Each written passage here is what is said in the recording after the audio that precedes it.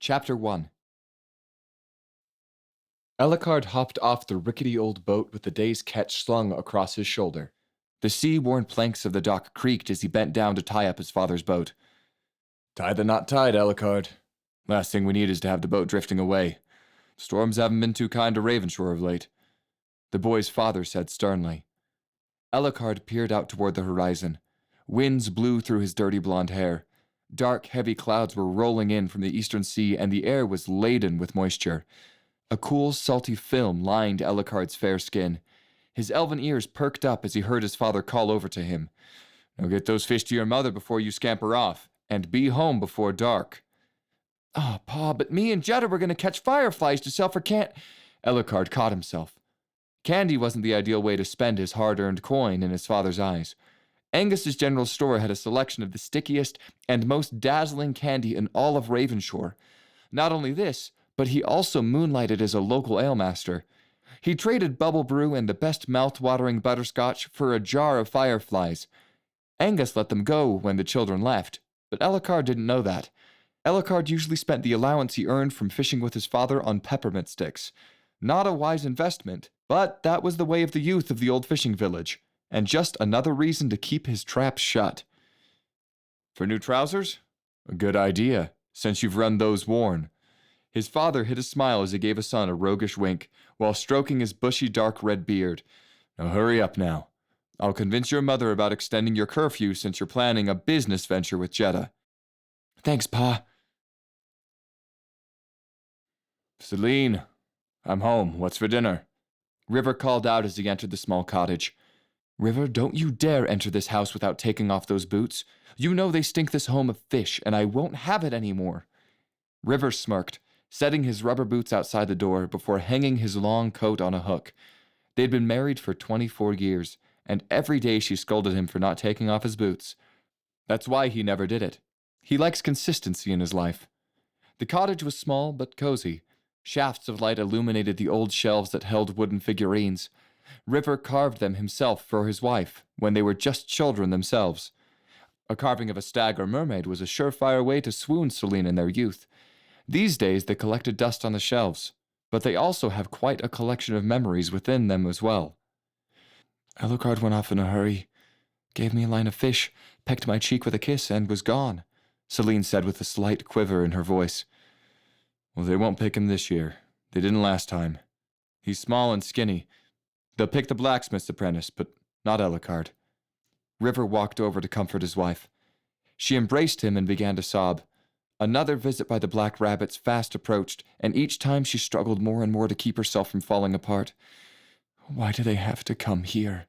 Why do they have to take our children? We should fight back," she said, almost weeping.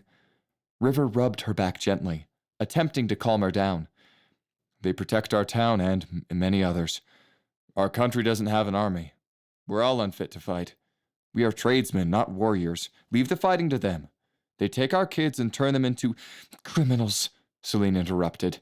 "They take our children and turn them into criminals." She still remembered the day that her brother and cousin were taken by the assassin clan. They were forced to walk the dark path of the black rabbits and were never heard from again. "Well, this is the price we must pay for safety, Celine," River said stoically. He may not have agreed with their methods, but he couldn't argue with the results. Bandits and raiders hadn't dared to strike their town since the Black Rabbit clan started providing Ravenshore with protection. "I know, River. It's just that it's not Ellicard's price to pay," Celine whispered in a slight daze as she thought about her only child being stolen away. River cupped her hands as she stared hopefully into his magenta eyes. It was the only feature that Ellicard had inherited from his father. Although River's eyes were steely and had seen a lifetime of work, Ellicard's eyes were as soft as his nature. Ellicard's heart desired no violence or toil, but wonder.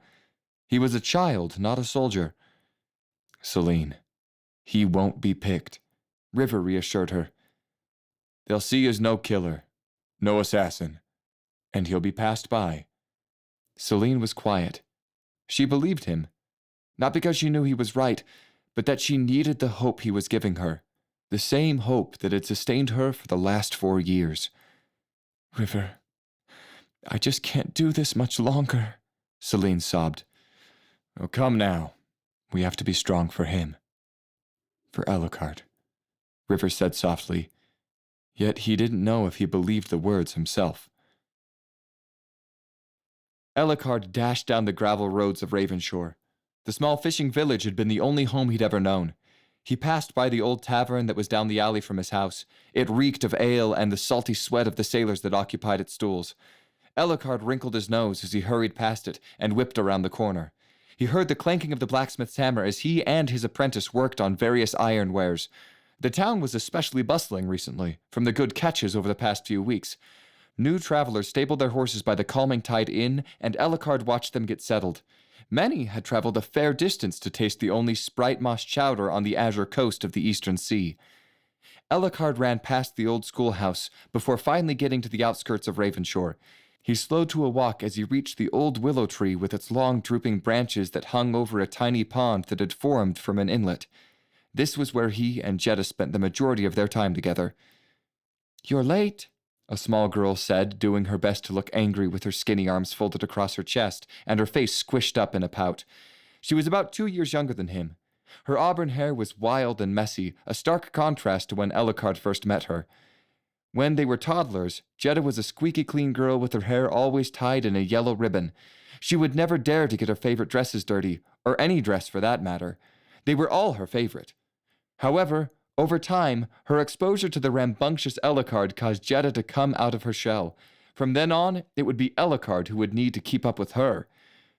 "Sun's still out. I'd say I'm still on time." Alucard plopped down by the roots near the pond's bank. He inspected 2 makeshift fishing poles perched in the grass. "Do you remember to use bait this time?" Jetta thrust her hands to her hips. "Yes? You take me for an idiot?" Alucard cracked a smile as he playfully leered at his friend. "Well, I couldn't find any worms," Jetta mumbled. "Jetta?" Jetta raised a fishing wire out of the water. A round chocolate ball had a hook poking through it. "Maltball. Fish gotta like chocolate." Both kids burst out laughing. The sun dipped beyond the farthest reaches of the horizon as it made way for the night. Fireflies flickered over and around the pond. A few bobbed inside a jar that rested in the grass while crickets chirped in the reeds, and Alucard laid dazedly on a bough. "Alucard, my grandma says the black rabbits will be here in the morning," Jetta said softly. Alucard nodded. His parents had told him the same thing the other day. They attempted to reassure him by saying he was too scrawny for the black rabbits. However, he wasn't. He was 12, and he was growing stronger every day. His back might be weak compared to Myler, the stable boy, but it was stronger than Jetta's. His parents thought he'd stay in Ravenshire forever, but he wasn't so sure. "Alucard, are you scared?" Jetta's voice was tiny now. The older they got, the more likely they were to end up with the black rabbits. Alucard feigned a smile. "Scared? Me? I'm not a fraidy cat like you." "I'm not scared," Jetta protested. "Yeah, I bet you still sleep with your stuffed bear," Alucard teased, poking Jetta in the side. Jetta paused, shyly. "You do, don't you?" Alucard laughed. Jetta's voice cracked as she shivered. "Alucard, I don't want to leave home." Alucard slid over to wrap an arm around his little friend. "Remember what I promised you?" Jetta hearkened back to the day her father was being buried.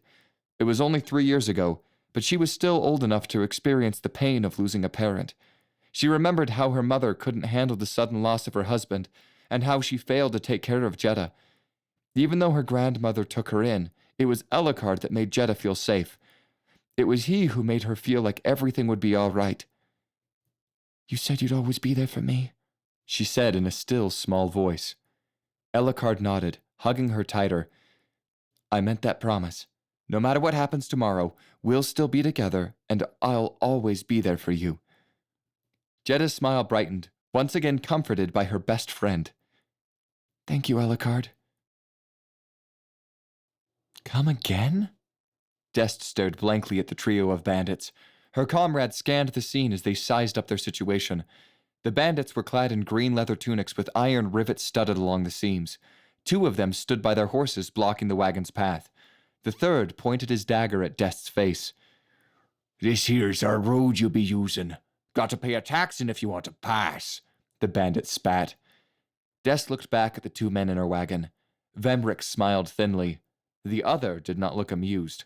Des looked back at the highwayman. We have to make Ravenshore by morning. It would benefit all of us if we were on time. Please remove yourself. The three green-clad men burst into a loud belly laugh. The bandit grinned, showing off his yellow teeth. His breath stunk of wine and rot. You talk slick. Pay up. You don't want to mess with the black rabbits, do you? We be the most feared men in these lands. Cross our path, we make widows of your wives and orphans of your children. Dest raised an eyebrow. Oh, you be the black rabbits. I've heard of your exploits. You are certainly not to be trifled with.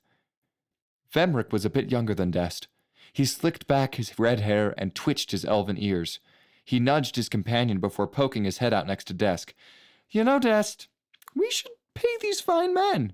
The last thing we want to do is evoke the wrath of the spooky Black Rabbit clan. The bandit's grin grew wider. Aye, pay us and you can live. Dest fidgeted with her haversack, taking out a few gold coins from a small pouch within it. We never wanted any trouble, she said coyly. The bandit scrunched his face in confusion. Weren't there 3 of you? He said, pointing at a missing body in the wagon. Vemrick mocked his raised brow. Weren't there 3 of you? The bandit whipped his head around and gasped in horror. His 2 compatriots were sprawled out on the ground. Their necks were slashed and their thick red blood soaked into the earth. A single shadowy figure slowly moved himself closer to the remaining thug. In his hand, he had a 2-handed sword dragging in the dirt. Dest spoke calmly as the mysterious individual raised his weapon. We would have paid your silly tax. We would have left you alone. We would have gone about our business. But then, you had to claim to be black rabbits. The sword drove through the cowering man in a wild blur. Blood spewed from his mouth as he crumpled onto his back. Dest continued as the victim slowly died. The Legion doesn't appreciate our name being dragged through the mud. None of us do. We earned the right to be called rabbits. You did not. Sounds gurgled as blood sputtered and dripped from the bandit's mouth. We've wasted enough time. Ravenshore awaits our arrival, Legion said flatly with little emotion in his voice. No rest for the weary, eh, Legion? Vemrick asked. None. Chapter 2. Wicker gripped the wooden sword tightly as he lifted it to parry an overhead attack. His dark skin glistened from the sweat that covered his face. His older brother constantly taunted him. You'll have to be quicker than that if you want to survive going toe-to-toe with a rabbit, little brother. Avron swung his training sword deftly, striking Wicker on the side of his arm. Still too slow, brother, Avron shouted. Wicker rubbed his arm as pain pulsed beneath his flesh. He brushed back his tightly curled hair and wiped away a layer of sweat. He may have only been 13, but his brother was treating him as if he were a fully grown man. Hey, Avron, you are going too hard, Wicker said, exhausted. Too hard, Avron scoffed. We Noosa are trained at a higher standard. You'd think our mother would have settled with our father if... Avron caught himself. He knew the subject of their mother was sensitive around Wicker. He hadn't known her as long as Avron had. After all, Wicker was merely a toddler when she died. But still, they were close. Wicker spoke up. You don't have to pretend she didn't exist. Her memories weren't fresh, nor were they faded.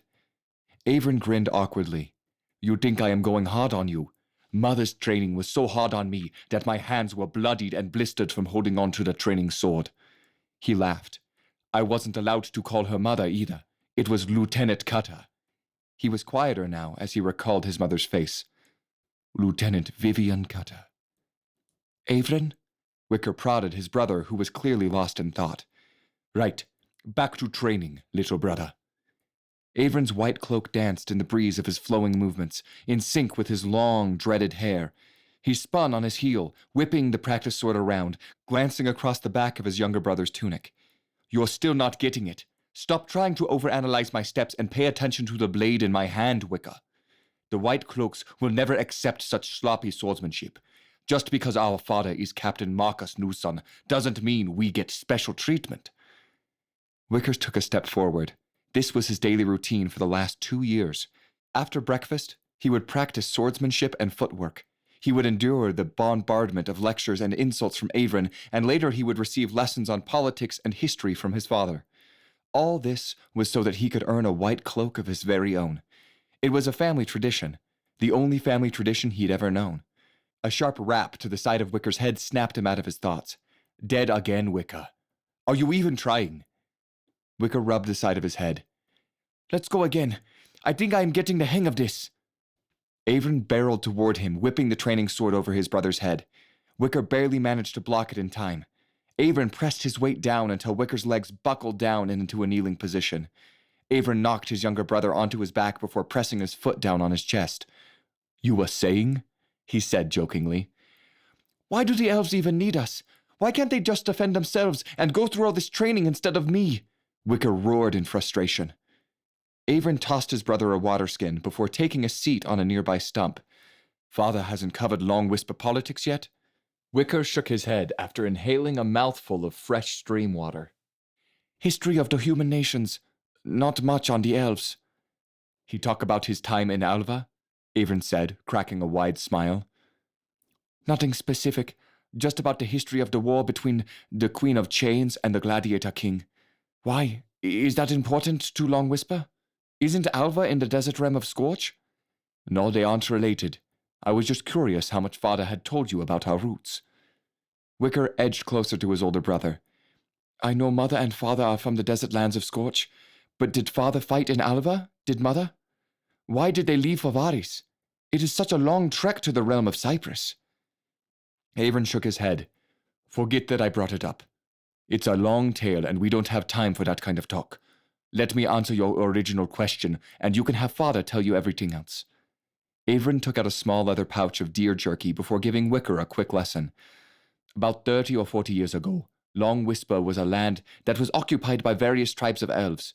They had no central leadership of any sort, not even a council. At some point, an elf by the name of Jalen Dawnedge united their tribes under one banner and was crowned king of Long Whisper. Not everyone agreed with such a change, particularly the warrior tribes who left for lands elsewhere. Avron paused. Do you see where we come in? Wicker examined Avron's cloak, an alabaster color with a silver trim. The White Cloaks are their warrior tribe now, he asked. Why don't we at least train a law enforcement? Surely they could at least solve their own minor problems. Minor problems are indeed solved. Thievery and other small squabbles are dealt with by leaders who are elected by the people of Long Whisper. Think of them like the mayors of Varys. The White Cloaks are used for much larger problems, such as protecting villages from bandits and rendering justice to murderers. We also protect the crown from all threats, foreign and domestic. Do you now see why we must train so hard? Wicker nodded intensely. Good. Now pick up your sword. Back to training, Avron said, tying his jerky pouch tightly. Come on, Avron. 5 more minutes. I want you to tell me about Alva and our parents' role in it, Wicker pleaded. Damn it, Wicker. Don't give me that look, Avron sighed. Wicker raised his brow and puffed his lower lip like a sad puppy. Avron laughed. All right, let's make this quick. I'll be the one getting a beating if Father finds out I've been slacking on your training. Wicker cheered before getting comfortable. Father was a sergeant who was assigned... Avron began before getting interrupted. Sergeant? Father wasn't a captain? Wicker said wide-eyed. He had only ever known his father as a captain. Back before I was born, our father was only Sergeant Newson, and he was assigned to the desert country of Alva across the Serpent Sea. Alva was at odds with the Queen of Chains herself, Isana.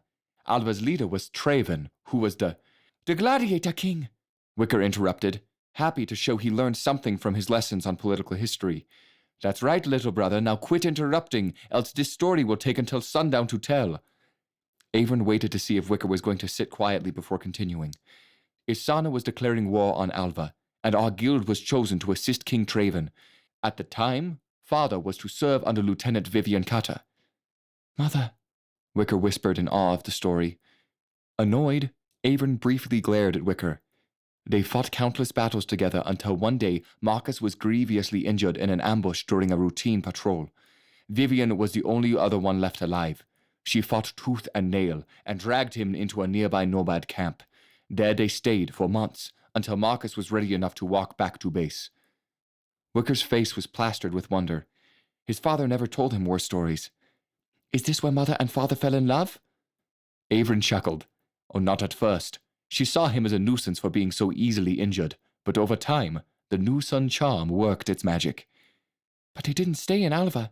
You and I were born in Varys. Averin took a deep breath. Wicker was starting to trend on that story, a story he wasn't ready to tell. It's true. Our mother and father were married and set to be stationed at the guild headquarters in Varys. They had me, and later they had you. And the rest is history. A new, deeper, sterner voice chimed in, ending the tale before it could continue. A muscular man with a finely trimmed black beard stood behind the two boys. His white cloak draped over his shoulders, his black leather boots were polished to a shine, and his blue-dyed leather armor had a silver trim that went well with his pearl-colored cloak. Their father, Marcus, was the leader of the Guard of the White Cloaks for the Long Whisper Division. He was a legend within the guild for his countless missions and unrivaled swordsmanship. Wicker, show me what you have learned, Marcus said, folding his arms over his broad chest. He watched as his two sons sparred in the cool autumn morning. It was an idyllic setting. He nodded his head as Wicker made a thrust at Averin's chest, but the blow was met with the clunking sound of oak slapping oak. Marcus again nodded at both of them before he put up a hand, halting the lesson. Averin, a word. Averin tossed his practice sword to Wicker, who made a clumsy catch. Wicker eyed his father and brother as they walked into their cabin. The stone house smelled of moss and rain from the past couple days. Smoke billowed from its chimney as sounds of a lightly flowing river crossed by their small patch of land. Wicker headed inside to hear what his father had to say. Marcus sat down in a chair by the wooden table where they ate their meal. Averin sat parallel from his father. Averin put his hands on the table. Well? Marcus stole a glance at Wicker, who was still holding the practice swords. Eagerness to hear the news was plastered on his face. Marcus made a shooing motion to his youngest child. Wicker, this is guild business. Wicker's face dropped. Oh, but father, I have been training real hard. The white cloak is in my blood. I'm practically a member. Quit your whining, boy, before I tan your hide. Now, be gone with you. Your brother and I have much to discuss, Marcus said sternly. Wicker lowered his head and sulked away into another room. Once out of sight, he crept to the edge of the wall and held his breath to strain his hearing, hoping to eavesdrop any bit of information he could gobble up. Averin smiled and whispered, You know he's still listening. Marcus shook his head, chuckling. If he wasn't born to be a cloak, he'd probably be a rabbit. Raising his voice, he continued, Now, listen up, son. I bring news from the guild.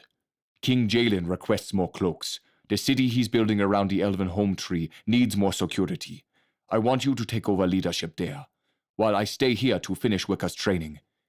Averin grinned widely. He always wanted a chance to prove his leadership skills.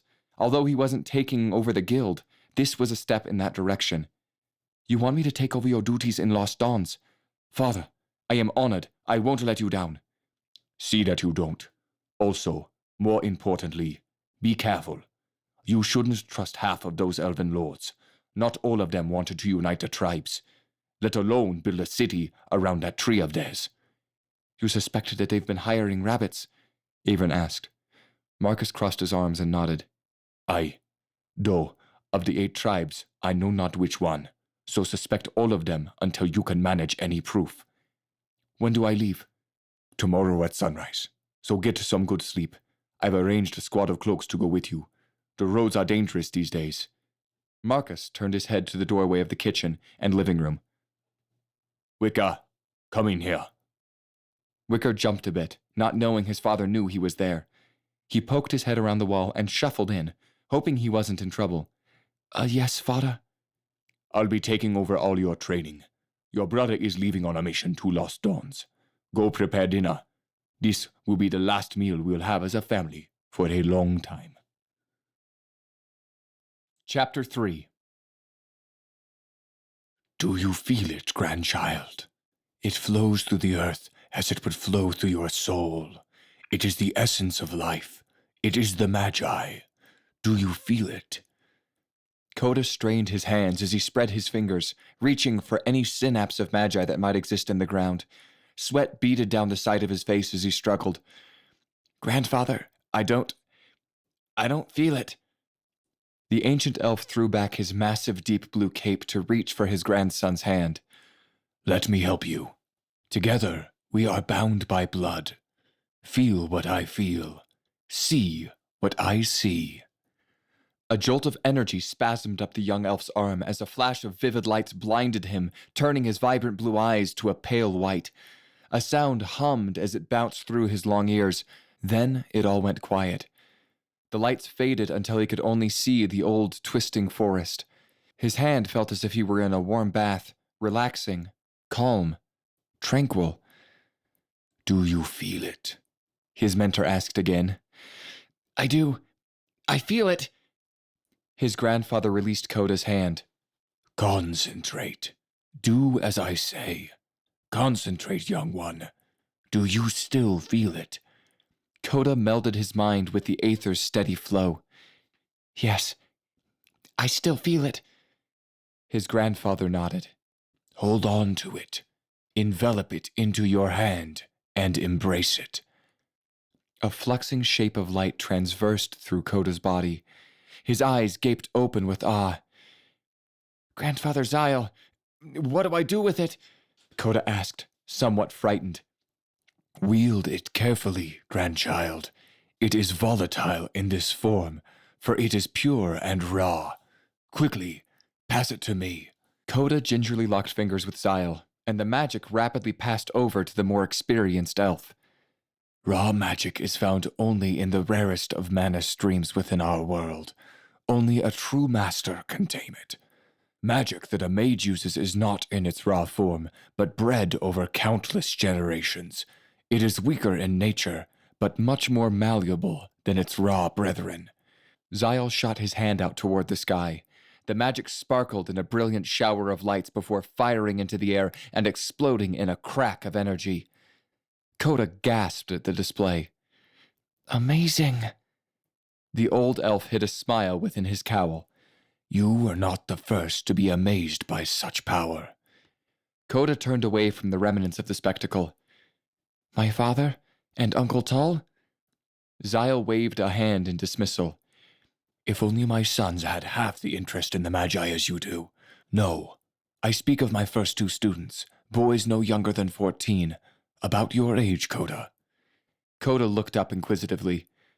Were they Dawn Edge elves? They weren't elves at all.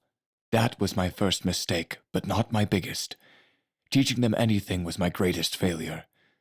Zyle spat in disgust before regaining his composure. We must keep our secrets within the family. Remember this, and never make the same mistake that I've made, my grandchild. Coda had never heard of such stories, and prodded his elder further. What did they do? Why haven't I heard of them before? Whatever happened to them? Zyle rubbed his brow. I think it's time for bed, Coda. We have much to do in the morning. Coda persisted. Please, history is as important as anything else you are teaching me. It isn't important what became of them, as long as you know whom you are to become and what you are meant to do. Coda, you must always respect the Magi, not merely as a weapon, but as something to revere, to respect, and to uphold above all else. Zyle kneeled down to Coda's level. Can you do this? Coda nodded. Good. Now, off to bed with you. At first light, I will have a gift for you. Coda began to walk away, but his curiosity got the best of him as he turned to ask a question. Will you ever reveal all of this island's secrets? Zyle did not answer. Grandfather, to bed.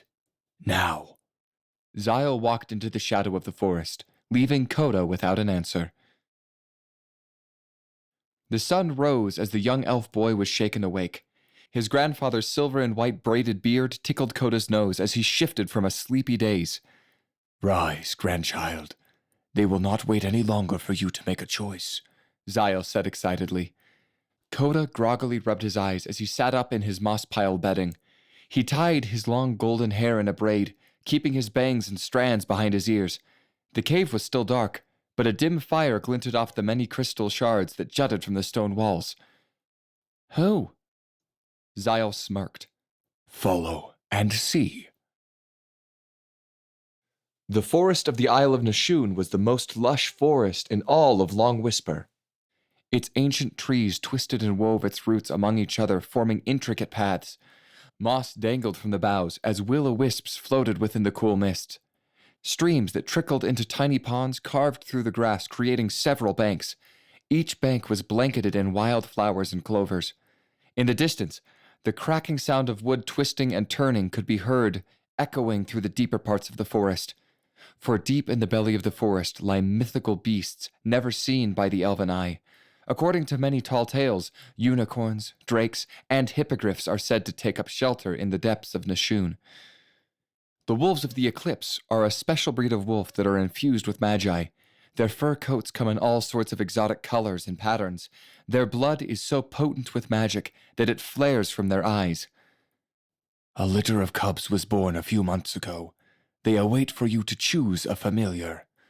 Zyle picked up a green and red-colored pup. The newborn licked his face excitedly. This one would make a fine companion, but you must make that choice yourself. Coda knelt down to play with several pups. A pack of large wolves waited patiently off to the side, eyes glowing in the shadow of the trees. Grandfather, what is a familiar? What does that mean to me? Is it like a pet? Zyle let the wolf pup loose to romp with his siblings. Coda, you are training to be an arcane guardian, charged to protect this island and forest from anyone that would do harm to its inhabitants and the powerful forces that lie within this land. A wolf of the Eclipse is a partner, meant to protect and to share your burden. They are not pets. You will have a lifelong bond, and from that an alliance will be born. You feel its pain, as it does for you. So, Coda, look into the eyes and hearts of each wolf. The choice will be clear once you lock onto your soulmate. Coda stared intently at each rascally pup, but no such connection was made. He was too distracted by the pack of larger wolves that stood by. He walked slowly to them. They sat frozen in a stoic gaze. Each one seemed to fade away in Coda's mind, until a lone female was his focus. She had a deep midnight blue coat. A single eye sparkled with magi, while the other eye was fully black with a sliver of a silver iris. Wild Eye, Coda whispered, as he slowly reached to touch the wolf. His hand carefully caressed the wolf's head and chest. She made a long howl in the morning air. You have chosen. She is a loyal one. She is well trusted by my familiar, Moontreader. An old and scarred red and gray-furred wolf made an appearance from a nearby cave that served as the wolf den as he heard his name mentioned. He is the pack leader. And he approves of your choice, Zyle said, a wide smile across his face. Dusk approached the island of Nashun. Along the beaches of its shores, Coda sat, his bare feet sunk into the cool sands. His newfound familiar laid across his lap. A fire blazed as embers crackled from the ashy wood. Zyle stood over the fire, enchanting his grandchild with a wild tale. Long ago, before the gods were born, dragons, bigger than mountains, roamed the world. Each fed on the stars themselves, each more powerful than any deity that would live. Each a lone wolf not trusting each other. They endlessly roamed the aether, searching for power to feed on until a dragon was born, so immense, so powerful, that it let loose a torrent of destruction on their world. Countless dragons would be vanquished by the cataclysm, and all but 7 perished. 5 lay in the ocean so badly injured they were near death. The others used their power to heal their fallen kin. They grew forests and mountains on the backs of these dragons to cover and mend their heavy wounds, but the dragons were too far gone to awaken. More and more lands bloomed across the dragons, deserts, swamps, rivers, and lakes. But to no avail. All seemed hopeless. Despite their best efforts, the 5 dragons were still dying, until a being from across the skies came upon the dragons. He was a curious deity of great knowledge and power. He imbued the comatose dragons with the magi, keeping the dragons alive, but putting them in an eternal slumber. He gave the dragons purpose by forging life on them. Finally, he bestowed new names upon these new dragon realms. Cypress, Stratus, Blight, Abyss, and Scorch. Coda's eyes widened in delight from the story. The realms we live on are actually dragons? He asked, amazed. A story, but it may yield truth. Zyle hearkened back to the elder dragon walkers that had told him the same story eons ago before pulling out a small scroll from his belt. Coda, a carrier hawk bearing the crest of a sword and sun came this morning. He passed the scroll to the young elf. Coda read the message carefully. A message from my father. Zyle nodded sternly. Your father wishes you to come back to Lost Dawns. He wishes you to begin to learn your position as prince of the new nation. Coda was silent. You don't have to go, grandchild. You have much to learn before you can take over my role as Arcane Guardian. Being prince can wait. Coda wrapped his arms around Wildeye.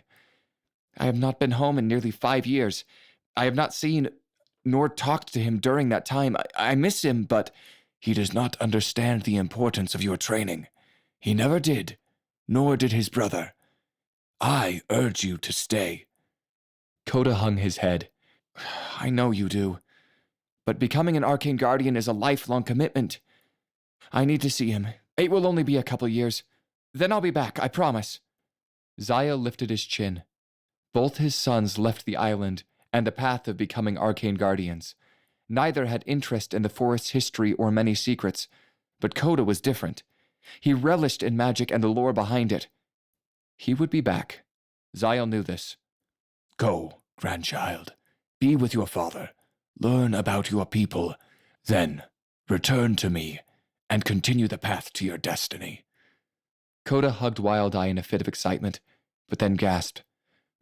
What of Wildeye? The bond has been made. She is stuck with you now. Try not to stuff her in your chamber all day, chuckled Zyle. Coda smiled, hugging his wolf tightly. Ready for a trip, girl? Wildeye let out a long howl of excitement. Chapter 4. It was a sunrise that most Ravenshore villagers would see as just another day, but for a select few, it would be the beginning of a long and terrible nightmare. Clouds rolled in from the eastern sea, heavy and black. The cool air was thick with the smell of rain, perhaps an omen of things to come. Des steered the horse-drawn wagon into the town center of Ravenshore. There, the people of the small fishing town were already crowding around the traveling black rabbits. Some of their faces were worn with the experience.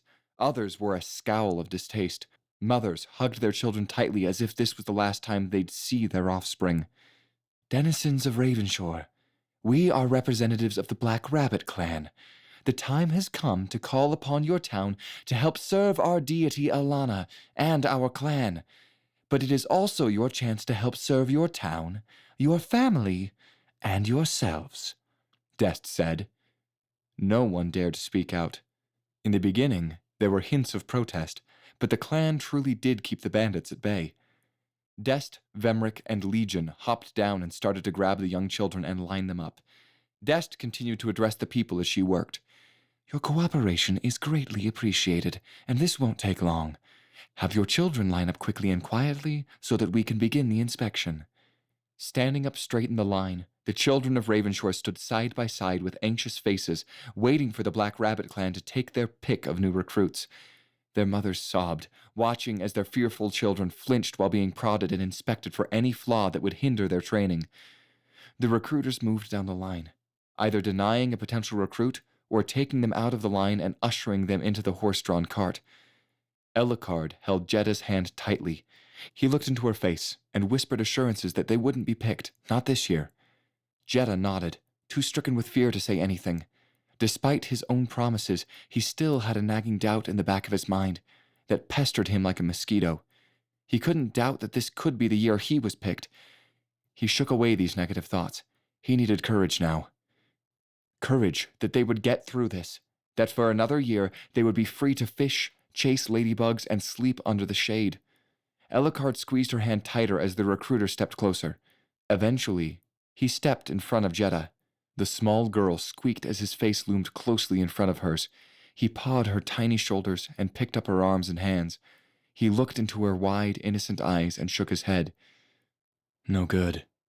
Not yet. Ellicard sighed in relief. Jeddah let out a weak smile, still not fully grasping that she was to stay in the village for at least another year. Ellicard nodded, smiling back. He turned to look at the gruff recruiter. He was an elf, like him. Stern, with weary eyes, the recruiter's short silver hair waved in the stormy air. He was strong, with a cold demeanor and an eerie presence. Several scars crisscrossed over his face, and his eyes were a deep hue of red. His sword rested, sheathed, strapped to his back. It was a two-handed blade that looked heavy, long, and sharp enough to chop Ellicard in two. The man performed the same inspection that he did with the other children. Finally, he looked into Ellicard's worried eyes, but Ellicard did not flinch or blink. The man smirked. You're a bit tame now, but I see potential in you. The boy's jaw slouched open, gasping. The man pointed, making a motion for his companions. This one. Ellicard gazed in silence. His short life was moving in slow motion as his mother screamed, clawing for her son. River grunted as he held back his hysterical wife. Be strong, son. Don't let them get the best of you. You're a free wind. Never forget where you came from. River shouted over the cries of Celine. You can't have him. You hear me? He's mine. He's not like you. He's not a rabbit. He'll never be one. Celine shrieked at Legion. He will be. Or he'll die, Legion sharply replied. Jeddah embraced Ellicard tightly, tears streaming down her cheeks. Ellicard, you can't leave. You promised you'd always be there for me. The men wrestled the kids away from each other. Ellicard was still locked in disbelief that he was chosen. He was herded to the cart where 3 other boys sat silently. He recognized them as his schoolmates. The butcher's son, Gavin, Isian, the blacksmith's apprentice, and Myler, who worked at the stable. You were chosen too, Ellicard, said Myler, who shivered with uncontrollable fear. We're never going to see Ravenshore again. Isian, a very strong kid from working with iron and hammers all his life, placed a worker's hand on Myler. We need to stick together. We don't let the Black Rabbits see our sadness. They feed on that. We gotta be strong for our families. They can't watch over us anymore. The 3 other boys nodded. Vemrick and Dest hopped on the front of the cart, snapping the reins of the horses to move out. The man with the large sword jumped on the back of the cart with the boys. He smirked at the sorrow-filled kids, pointing at their soon-to-be former home. Say your goodbyes now. This is the last you'll see of your village. Isian hid away a scowl at the statement. Ellicard moved to the edge of the cart and saw his best friend running beside it. Her eyes were swimming in tears that rolled down her cheeks. Her voice became hoarse from shouting. Ellicard, don't go! Please! Ellicard's emotions flooded through him as he called back. Jeddah, I'm sorry. I won't forget you. Please wait for me. Ellicard turned back around, trying hard to fight the knot in his throat, tears quivering in his eyes. His entire life was lived in that village. Everything he knew was being stripped away from him in a single moment. There had been countless children who were taken by the Black Rabbit clan, and none ever were heard from again. Black Rabbits turned them into thieves and murderers. This would be his fate too. Don't ever forget about Jeddah. Maybe it would be for the best for Jeddah to forget about him. Ellicard sat down hard and hugged his knees. Legion watched the boys saying their farewells. He knelt down to Ellicard's eye level. Putting a heavy hand on Ellicard's head, he spoke coolly, as if he had seen his share of these days, as if he too had once experienced this day. If you are to forget everything about your life here, don't forget about her. A shred of humanity could give you an edge against your enemies. Ellicard eyed the man's grisly features fiercely. And you? Did you hold on to any humanity? Ellicard searched his eyes. The man was silent briefly before speaking. No. Camping for the night under an outcropping of granite, the 4 boys sat on the ground, their ankles cuffed and chained together. Dest, who was assigned to watch the boys, stared sleepily at them while the other 2 were hunting for food. Her head bobbed as she tried to keep from dozing off, however, to no avail. The hypnotic drizzling of the raindrops outside the rock was soothing to someone without much sleep. The boys looked at each other. Careful not to wake their captor, they slowly got up and tiptoed out of the camp. With Gavin taking the lead, they awkwardly dashed through the forest. The boys rushed under fallen trees and past boulders. The faint moonlight seemed faded from the heavy clouds. Thoroughly soaked through, the tired boys collapsed on the muddy ground. They were out of breath from trying to gain as much distance from the Black Rapids as possible in a dead sprint. Myler struggled on the chain. It's no use. We should have grabbed the key. We couldn't risk the chance of getting caught. No doubt they will cut off our hands for making a break for it, Izian said, trying to catch his breath. Gavin glared at the ever-calm Izian. Cut off our hands? Are you thick? They need us for recruits. Izian grabbed the collar of Gavin's tunic, bringing their faces close to each other. Izian's hands were thick and calloused from working with the forge hammer. His grip was strong, too strong for the squirming Gavin to break free. Call me thick again. I dare you. Thick? Gavin spat, testing Izian's threats. Myler shoved between the two boys. Guys, this is what they want. They want us fighting against each other. Ellicard ignored the bickering of his companions. He was more fixated on a warm glow coming from further up ahead. Glancing back toward the camp, he couldn't tell if they were being chased, but now wasn't the time to risk taking a break. They needed to find safety and shelter. Hey guys, listen. Myler is right. Fighting won't solve anything. We need to get moving. I think there's a camp up ahead. Maybe there will be some people who can help us out and even give us a ride back to our village.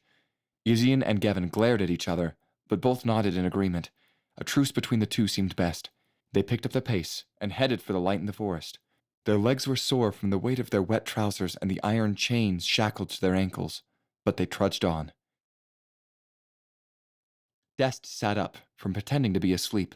Her performance was flawless as she scanned the camp for the 4 elven recruits. The slight jingling sound of chains echoed in the distance, nearly drowned out by the rain. 2 figures appeared by her side. She looked over her shoulder before speaking to them. Vemric? Legion. It's so good to see you again. The recruits have taken the bait. How long do we give them before we go after them? Vemric, a handsome, olive-skinned elf, rubbed his hands by the fire. I scouted the woods surrounding our position. There's a camp of some thieves. No doubt they'll head that way. Legion, who recruited the Ravenshore boys, tightened his sword strap. The sound of leather cracked lightly. Did they bother to take the key? Dest swung the iron key from her thin neck. Funny. Most do, but not this batch. Legion moved close to the edge of the forest, and Vemric called out to him. Remember, we are to break their spirits, not their bodies. Legion nodded without turning to look. Nero gripped his stomach as it grumbled in pain. He took stock of the 2 dead squirrels tied to the stripped branch that his companion was carrying. Brim won't be satisfied with these 2 rodents. Can't you find bigger game, Lorcan? Lorcan, a scraggly man, stirred the small campfire with his sword in frustration. I told you, ain't no critters in these woods, dem haunted. No animal gonna go anywhere near these woods. Would be wasting our time. Brim is gonna be losing his patience with us. You don't want to see him when he's lost his top. He'll skin us and feed us to the gang himself. Nero whined, with wide, fearful eyes. You think I don't know that, Nero? He stood and paced in an abysmal mood, flustered and down to his last nerve. His own hunger and the stress of finding little food was driving him over the edge. Just need to find some fat. He began to stare at the husky-bearded Nero. Plump. Game. Something that will feed all of us, that won't put up much of a fight. Nero began to grow nervous as Lorcan stared at him with his beady eyes. Lork, buddy, you're looking a bit stir-crazy. Mayhaps we search the woods a bit more. Maybe a boar or deer will wander our way. A shaking in the bush snapped Lorcan back to reality. He readied his sword and drew out a dagger. To his surprise, 4 elven boys stumbled into their encampment, their faces covered in scratches from passing through the brush and thicket. Their clothes were ragged and covered in muck. A long chain interconnected shackles around their ankles. Nero grinned at Lorcan. A gift from the gods had landed in their laps. The boys fell to their knees, breathing heavily. One of them looked with pleading eyes. Please, sirs, we need help. Lorcan swayed to the escapees, twirling his dagger. Luck be fallin' you this day, young'un. I be Lorcan. This here be my associate, Nero. We'd be happy to help your predicament. Myler gleefully smiled. Oh, thank the All-Father. You hear that, guys? We're saved. Can you help get this chain off of us? Gavin asked, tugging at the bond. Aye, we can. Oh, but our tools be with our compatriots back at our main camp, Lorcan said, stifling a wicked grin.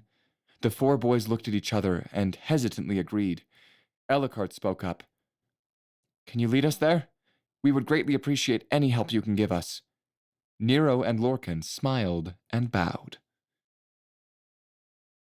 The rain had simmered down by the time the group reached the thief camp. A large bonfire illuminated the area where 3 more men sat around on logs. They stared at the boys with deep hunger in their eyes. A short, stout man with a great wide-brimmed buckled hat welcomed the Ravenshore boys' guides. Lorcan whispered in the man's ear. Ellicard was able to make out the man's name as Brim. Brim nodded keenly at the 4 boys. Lorcan tells me you're in need of our assistance. Immediately after speaking, he beckoned the other 3 weary men to join him, Lorcan and Nero, and they surrounded the boys. Brim spoke much more eloquently than Lorcan and Nero, an aspect that comforted Ellicard and his companions. Can you lead us back to Ravenshore? Asked Ellicard. Hopefulness heightened in his voice. Things seemed to be going his way. Brim flashed a toothy smile. His teeth were all well taken care of and were an ivory white. Aye, something can be arranged, providing we eat first. Oh boy, I'm starving! Myler leaped with joy. What's on the menu? Gavin asked, looking around for any sort of kettle or pans. Lorcan brought his dagger under Gavin's chin. Actually, it's you. The elves scrambled in shock as they tripped over themselves, getting their legs tangled in the long chain. The men grabbed the children as they weakly struggled in the grips as Brim moved closer, bearing his sword. Hold him still. I'll begin the carving. Ellicard gritted his teeth in fear, now fully realizing the dire straits he and the others were in. He struggled with Nero's grip on the collar of his tunic. That's it, boy. Make this easy for... Ah! Nero threw Ellicard away from him as he trembled, holding his hand in the moonlight. Light glinted off a small dagger, driven deep in his hand. A calm voice echoed around the camp. Leave the boys. It is not their time to leave the threshold of this world. Lorcan unsheathed his cutlass and quickly swiveled his head, searching for the source of the voice. The rest of the men drew their knives and hatchets. Brim sneered, spinning around and calling out, Who are you? Show yourself. The voice continued, ignoring the question. You have acted against my clan. The only outcome for you all is death. Brim shot an enraged glance at Lorcan. Clan? What clan? Lorcan trembled, stuttering. I don't know, boss. Brim swerved his head back to the mystique of the shadowy woods. These boys belong to us. Who else claims them? Nero, shivering in his boots, shouted at his partner. Lork, we've upset the spirits. Nero fell to his knees, dropping his sword. Sobbing, he pleaded with a mysterious voice. Please, Master Spirit, we ain't no harm. We weren't gonna eat them elf boys. Brim snatched Nero by the ear as he yanked him back up to his feet. Get a grip of yourself. This isn't some specter. Ellicard's eyes were elven, much more adaptable to the night than the human bandits. His mouth slowly opened in awe as he saw a shadowy figure drop silently between 2 of the thieves. Pulling a large sword from its back, a flash of steel cleaved through the misty air as it lopped off the head of one of the men. Blood sprayed from the severed neck of the now headless bandit as he tipped over and slammed on the forest floor. Brim furiously shouted for his men to pay attention to the assailant in the center of their view. The figure wasted no time dispatching another thief as he thrust his blade within his gut. A hatchet swung in the night as the ghostly figure sidestepped and connected with a fierce kick back into a bandit's jaw, sailing him into another as they both crashed into the campfire. A blood-curdling scream erupted from the tragic victims. Lorcan cried out, his face sickening white with fear. What are you? The threatening individual slashed expertly across Lorcan's throat. As he fell to his knees, choking on oozing blood, the attacker answered his question. A black rabbit. Brim pushed Nero in front of himself. Nero, my friend, do me a favor and slay him, and you'll forever be my right-hand man. Nero, blubbering in tears and snot, slid to grovel at the assassin's feet. I beg you, Master Rabbit, spare me. I ain't know them boys were your kin. I'm in it. His pleas were cut short as the rabbit snapped his neck. The assassin approached Brim, staring him down with an emotionless face. These boys belong to us. You. Brim dropped his rapier, took out a coin purse, and tossed it to the black rabbit's feet. You can have my weapon and money, just leave me be. Let's just forget this night ever happened. Ellicard watched as his savior dashed in a shadowed blur and cut down Brim in a single bloody motion. You belong to Alana, the assassin finished. Gevin, Isian, and Myler hugged each other, frozen in fear, as their mysterious elf stepped forward to them. He sunk his long sword into the ground, went to one knee, rummaging for a cloth from Nero's bag. Without taking notice of the shivering boys, he wiped the blood off his sword. Ellicard shook his head in astonishment. You took on 6 men at once? What are you? Legion discarded the rag. I am that which cannot be seen. You must tell stories of my acts to truly believe I exist. A ghost? Ellicard asked, taken aback by the riddle. An ideal. Ellicard looked at the older elf. He was dressed in black. A deep purple cloak draped over his broad shoulders, and a mask covered his lower face, bridging over his nose. He slung his blade back into his sheath. Staring in wonderment at his rescuer, he looked away only when the man noticed him gawking at him. The man smirked. Legion. Ellicard looked back at him with an inquisitive face. Huh? My name is Legion. The tree line on the outskirts of Lost Dawns was still. The only movement came from the slowly ebbing shadows of the branches caused by the shifting clouds that passed through the white moonlight. There, the two assassins held themselves just within reach of that glow. Veda was first blade, a position that was the right hand of the high blade, third in line to commanding the clan. A heavy mask hid her scarred but beautiful features. She was human, but her training allowed her senses to be sharp enough to be comfortable with the night. She did not command the same presence as her high blade did. Although equal in skill, Veda preferred to stand in the wake of Avalon and lend her support and skill from behind the shadows. Elisa appeared from the side of Veda. Unlike her first blade or other Black Rabbit peers, Elisa Moonshard was a shadow elf, a rare breed of elf that bore gray skin and deep purple hair. Shadow elves hailed from a distant land. She came to the clan to seek the skill to one day bring the clan's services to the kingdom she left. With exotic beauty and the cunning to match, she was slowly making a name for herself with the rabbits. If she were to succeed in her mission, her dreams would become a reality. Elisa, what have you found out? Veda spoke in a low, emotionless voice. My first blade. A roving patrol heads to the north. They won't trouble us. Veda nodded as she spotted a faint glow of a lantern bobbing toward the north. A traveler approaches us. He wears rags and a long cloak. Despite his clothing, he wears a nobleman's signet on his finger. No doubt he is who we are waiting to speak to, Elisa continued. Well done, Elisa. Is he armed? A dagger hangs from the belt behind his waist. The traveler came into sight as he drew closer to the assassins. His clothes were indeed shoddy, but a gold ring glinted in the moonlight. Veda beckoned to him to follow her deeper into the forest until they could no longer be seen from the road. Veda made a subtle gesture, signaling Elisa to unleash a blade's edge at the traveler's neck. You dare to draw a blade on me? Is this how the Black Rabbits do business? The traveler's shrill voice cracked, flabbergasted with his situation. Veda reached for his dagger and tossed it aside. You were requested to bring no weapons. The last thing we need is to be double-crossed before business begins. The man chuckled nervously, the sword's edge still under his chin.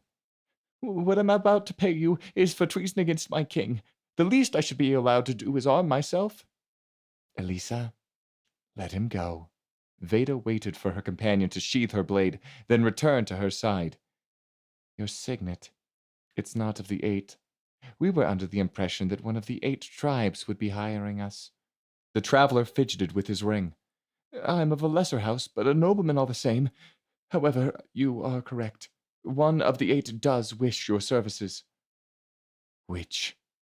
Veda hid a hint of annoyance in her voice. I cannot say. Elisa began to draw her blade again. But know that I represent that tribe in this transaction. Despite all the secrecy, you shall be greatly compensated. The nobleman sped up his words before Elisa could act. You have our payment ready at the disclosed location? For a payment that size, my employer expects results, the man said, folding his arms. Veda turned to Elisa.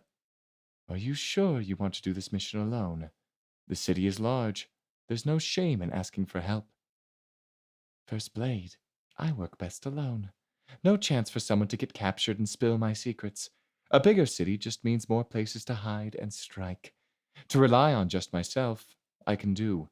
Relying on others, that will trip me up, Elisa said, bowing to Veda. The city must not be completed. King Jalen must suffer for his arrogance, the nobleman spat. Veda turned and bowed to her customer. He will. Chapter 5. The Black Rabbit compound was a retreat deep in the forest of Long Whisper. It was a broad, square structure with sparring ground spanning across its center. It housed recruits and veterans, as well as officers. Small lodges off to the side served as an infirmary and an armory.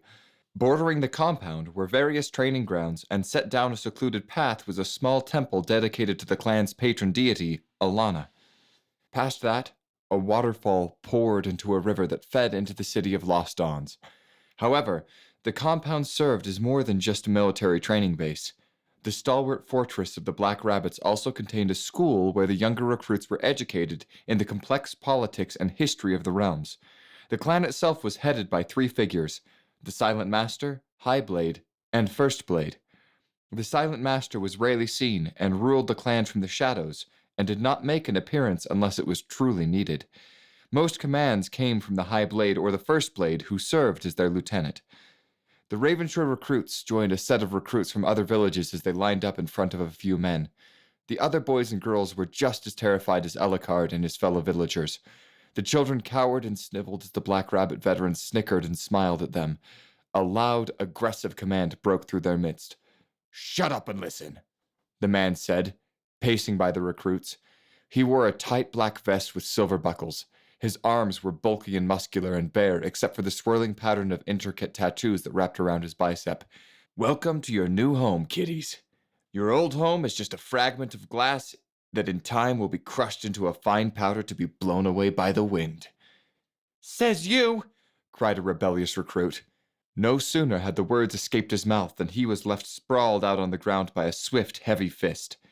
The drill instructor continued. "Your families want you here. They want you to become more than just farmers and tradesmen. They want you to become Black Rabbit so you can serve this world on a larger scale than just by milking a cow for some nameless village. If this wasn't true, they wouldn't have given you up." Several younger recruits broke out into sobs. "Your family doesn't want you, but we do. We want you to be ambitious and strong. We want you to survive, to serve. Rebel, and you'll slow your training. A poorly trained rabbit is a dead rabbit. When a rabbit fails, it fails everyone, not just itself. We don't tolerate failure. Failure means death to a rabbit." Ellicard gritted his teeth, hanging on to each word. He needed to survive for himself, but more importantly, he needed to survive for Jeddah. She was waiting for him, counting on him.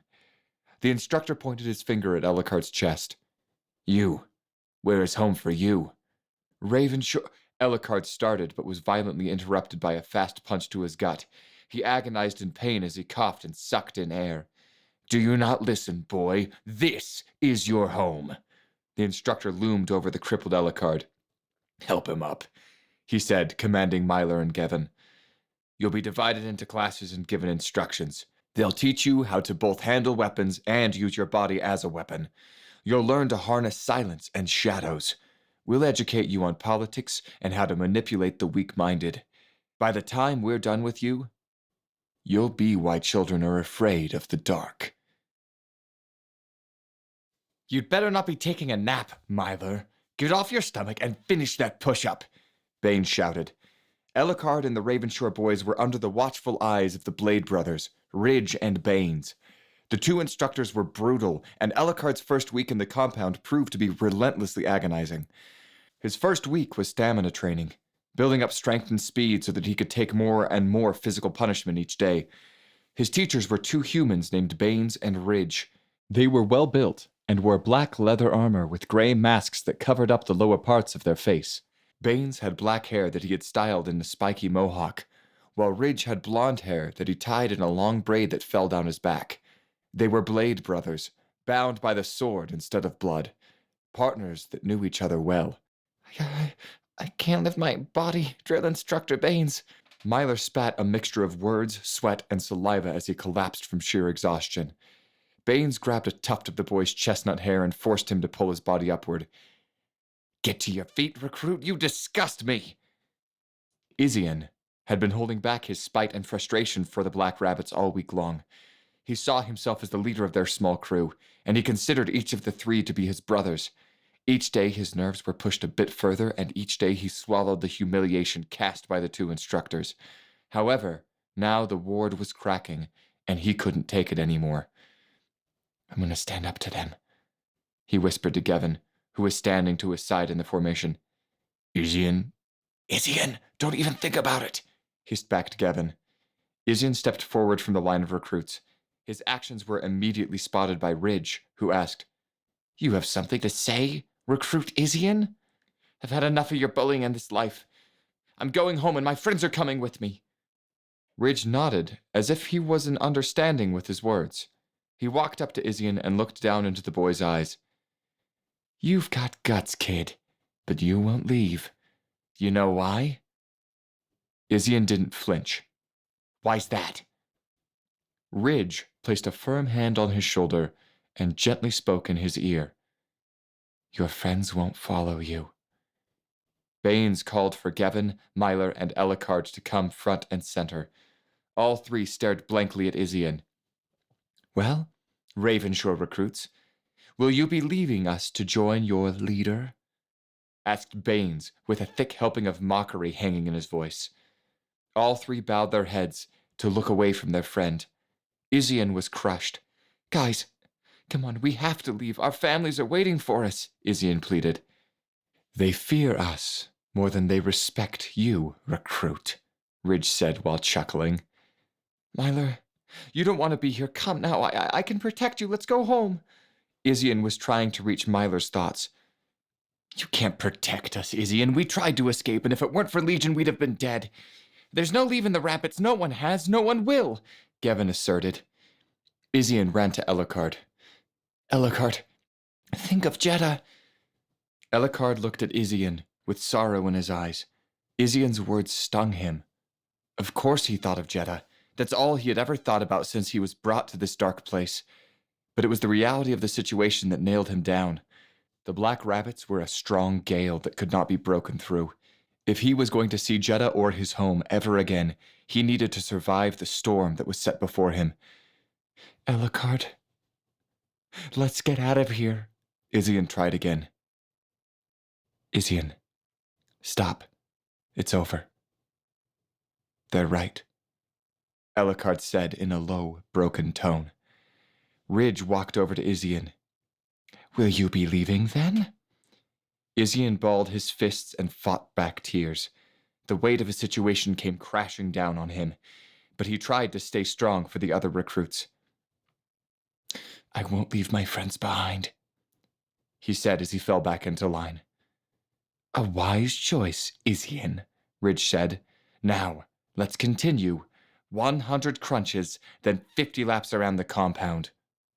Go. 3 weeks had passed, and Ellicard kept himself occupied by trying to stay awake during history and politics lectures. He had little free time with physical and agility training squished in between his schooling and chores. Over time, his scrawny body had turned toned and strong. When he first arrived, he struggled to manage even 5 push-ups. Now he could go 90 without breaking a sweat. Mentally, he was getting to be as sharp as the blades he trained with. He found it hard to believe that there was a time that he couldn't name a single elf of nobility, but now he was well versed in the entire political history of the 8 noble tribes. He gobbled up every lesson that the black rabbits fed him. The life that he saw as an enemy was turning into a valued ally. A black rabbit kills without thought or remorse, and fears no man. The moment in which a black rabbit chooses to fight decides the success of the mission. You must choose the proper time to strike, and when it is wiser not to fight, you must rely on stealth. Ridge stood with his class looking down at a path of twigs and dead leaves. The forest towered around them, and rays of light stretched their long, shimmering fingers through the woods. Shadows, still fearful of the light that reached through the canopy, hid among the debris on the forest floors. Baines stood at the other end of the path and called back to the class. Navigate the path slowly and silently. Move with lightness in your steps. Breathe steadily. And avoid what light you can. Embrace silence and shadows, and you will learn to master stealth.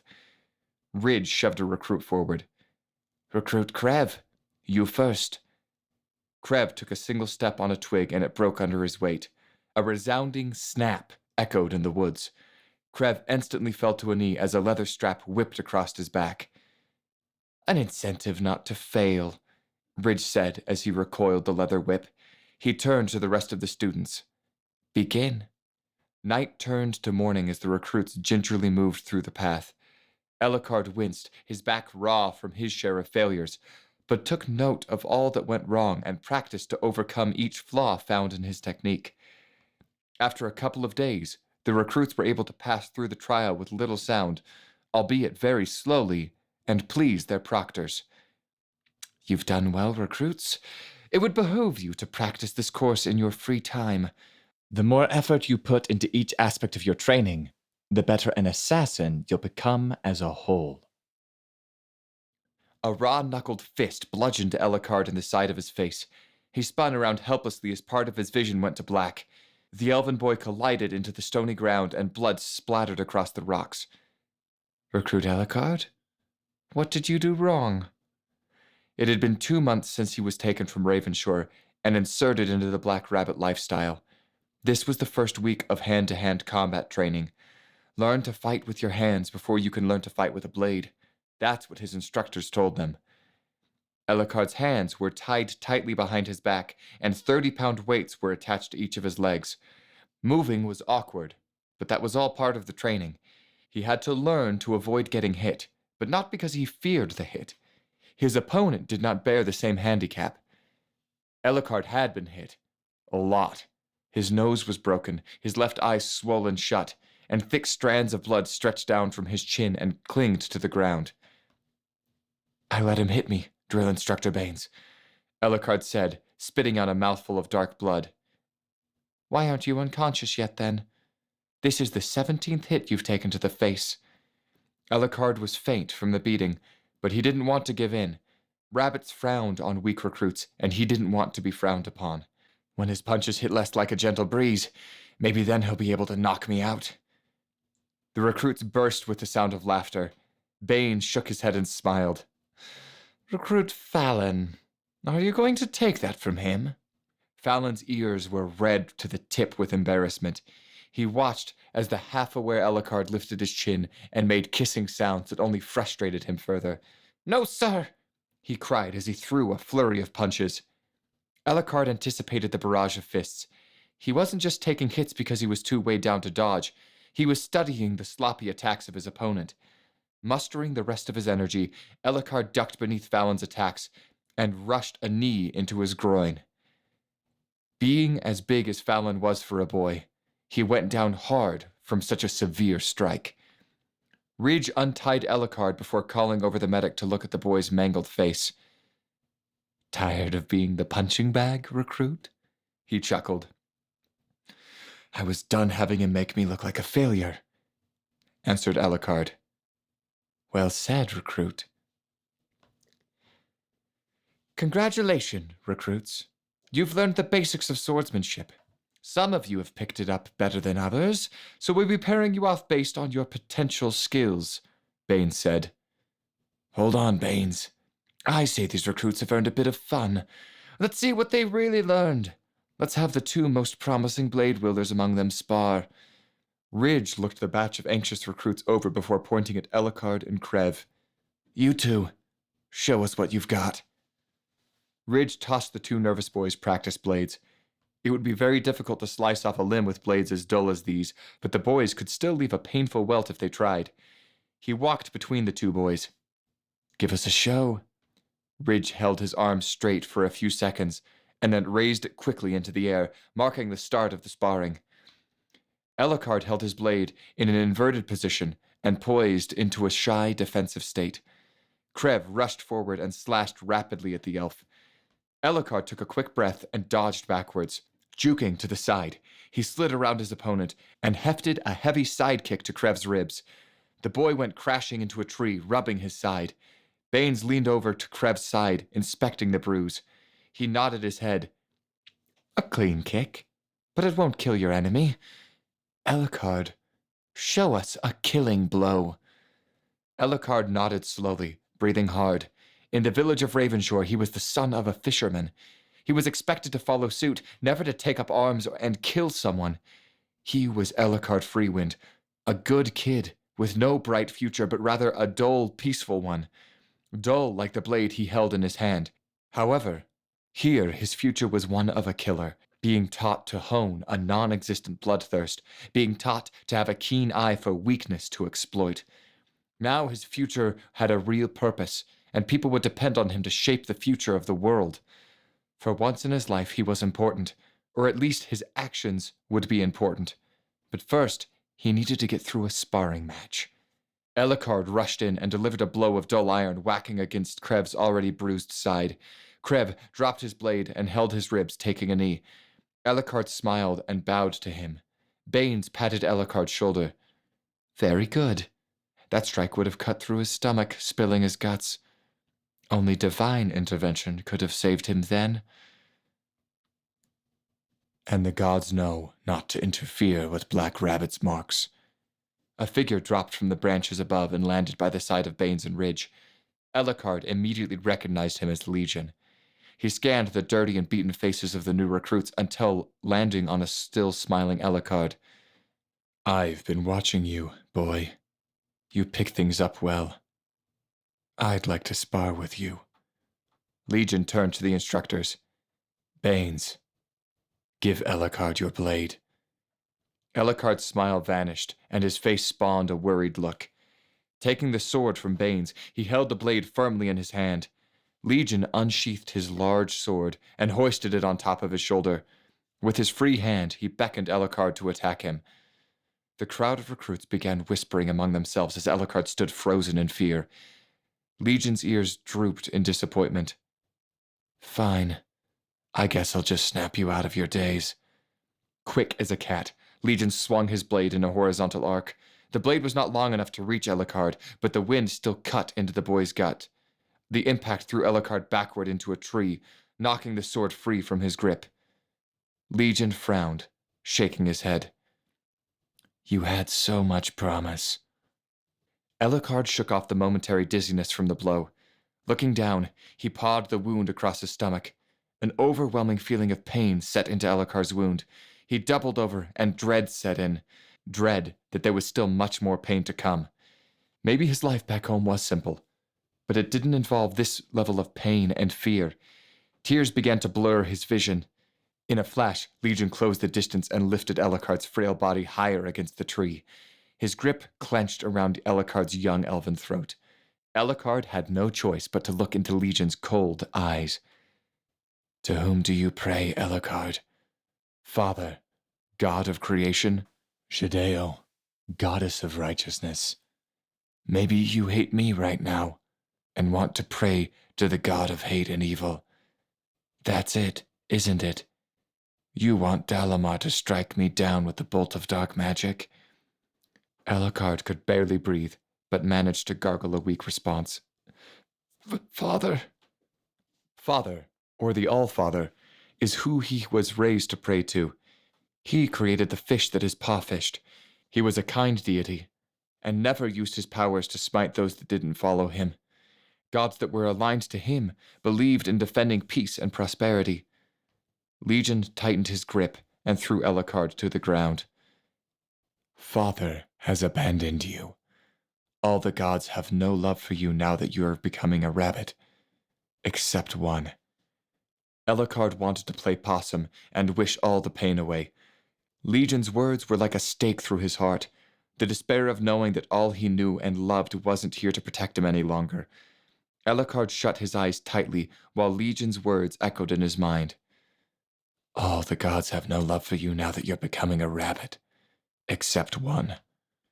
Legion loomed above Ellicard's crinkled body and eased into whisper in the elf's long ears. Only Alana will embrace you in her wings.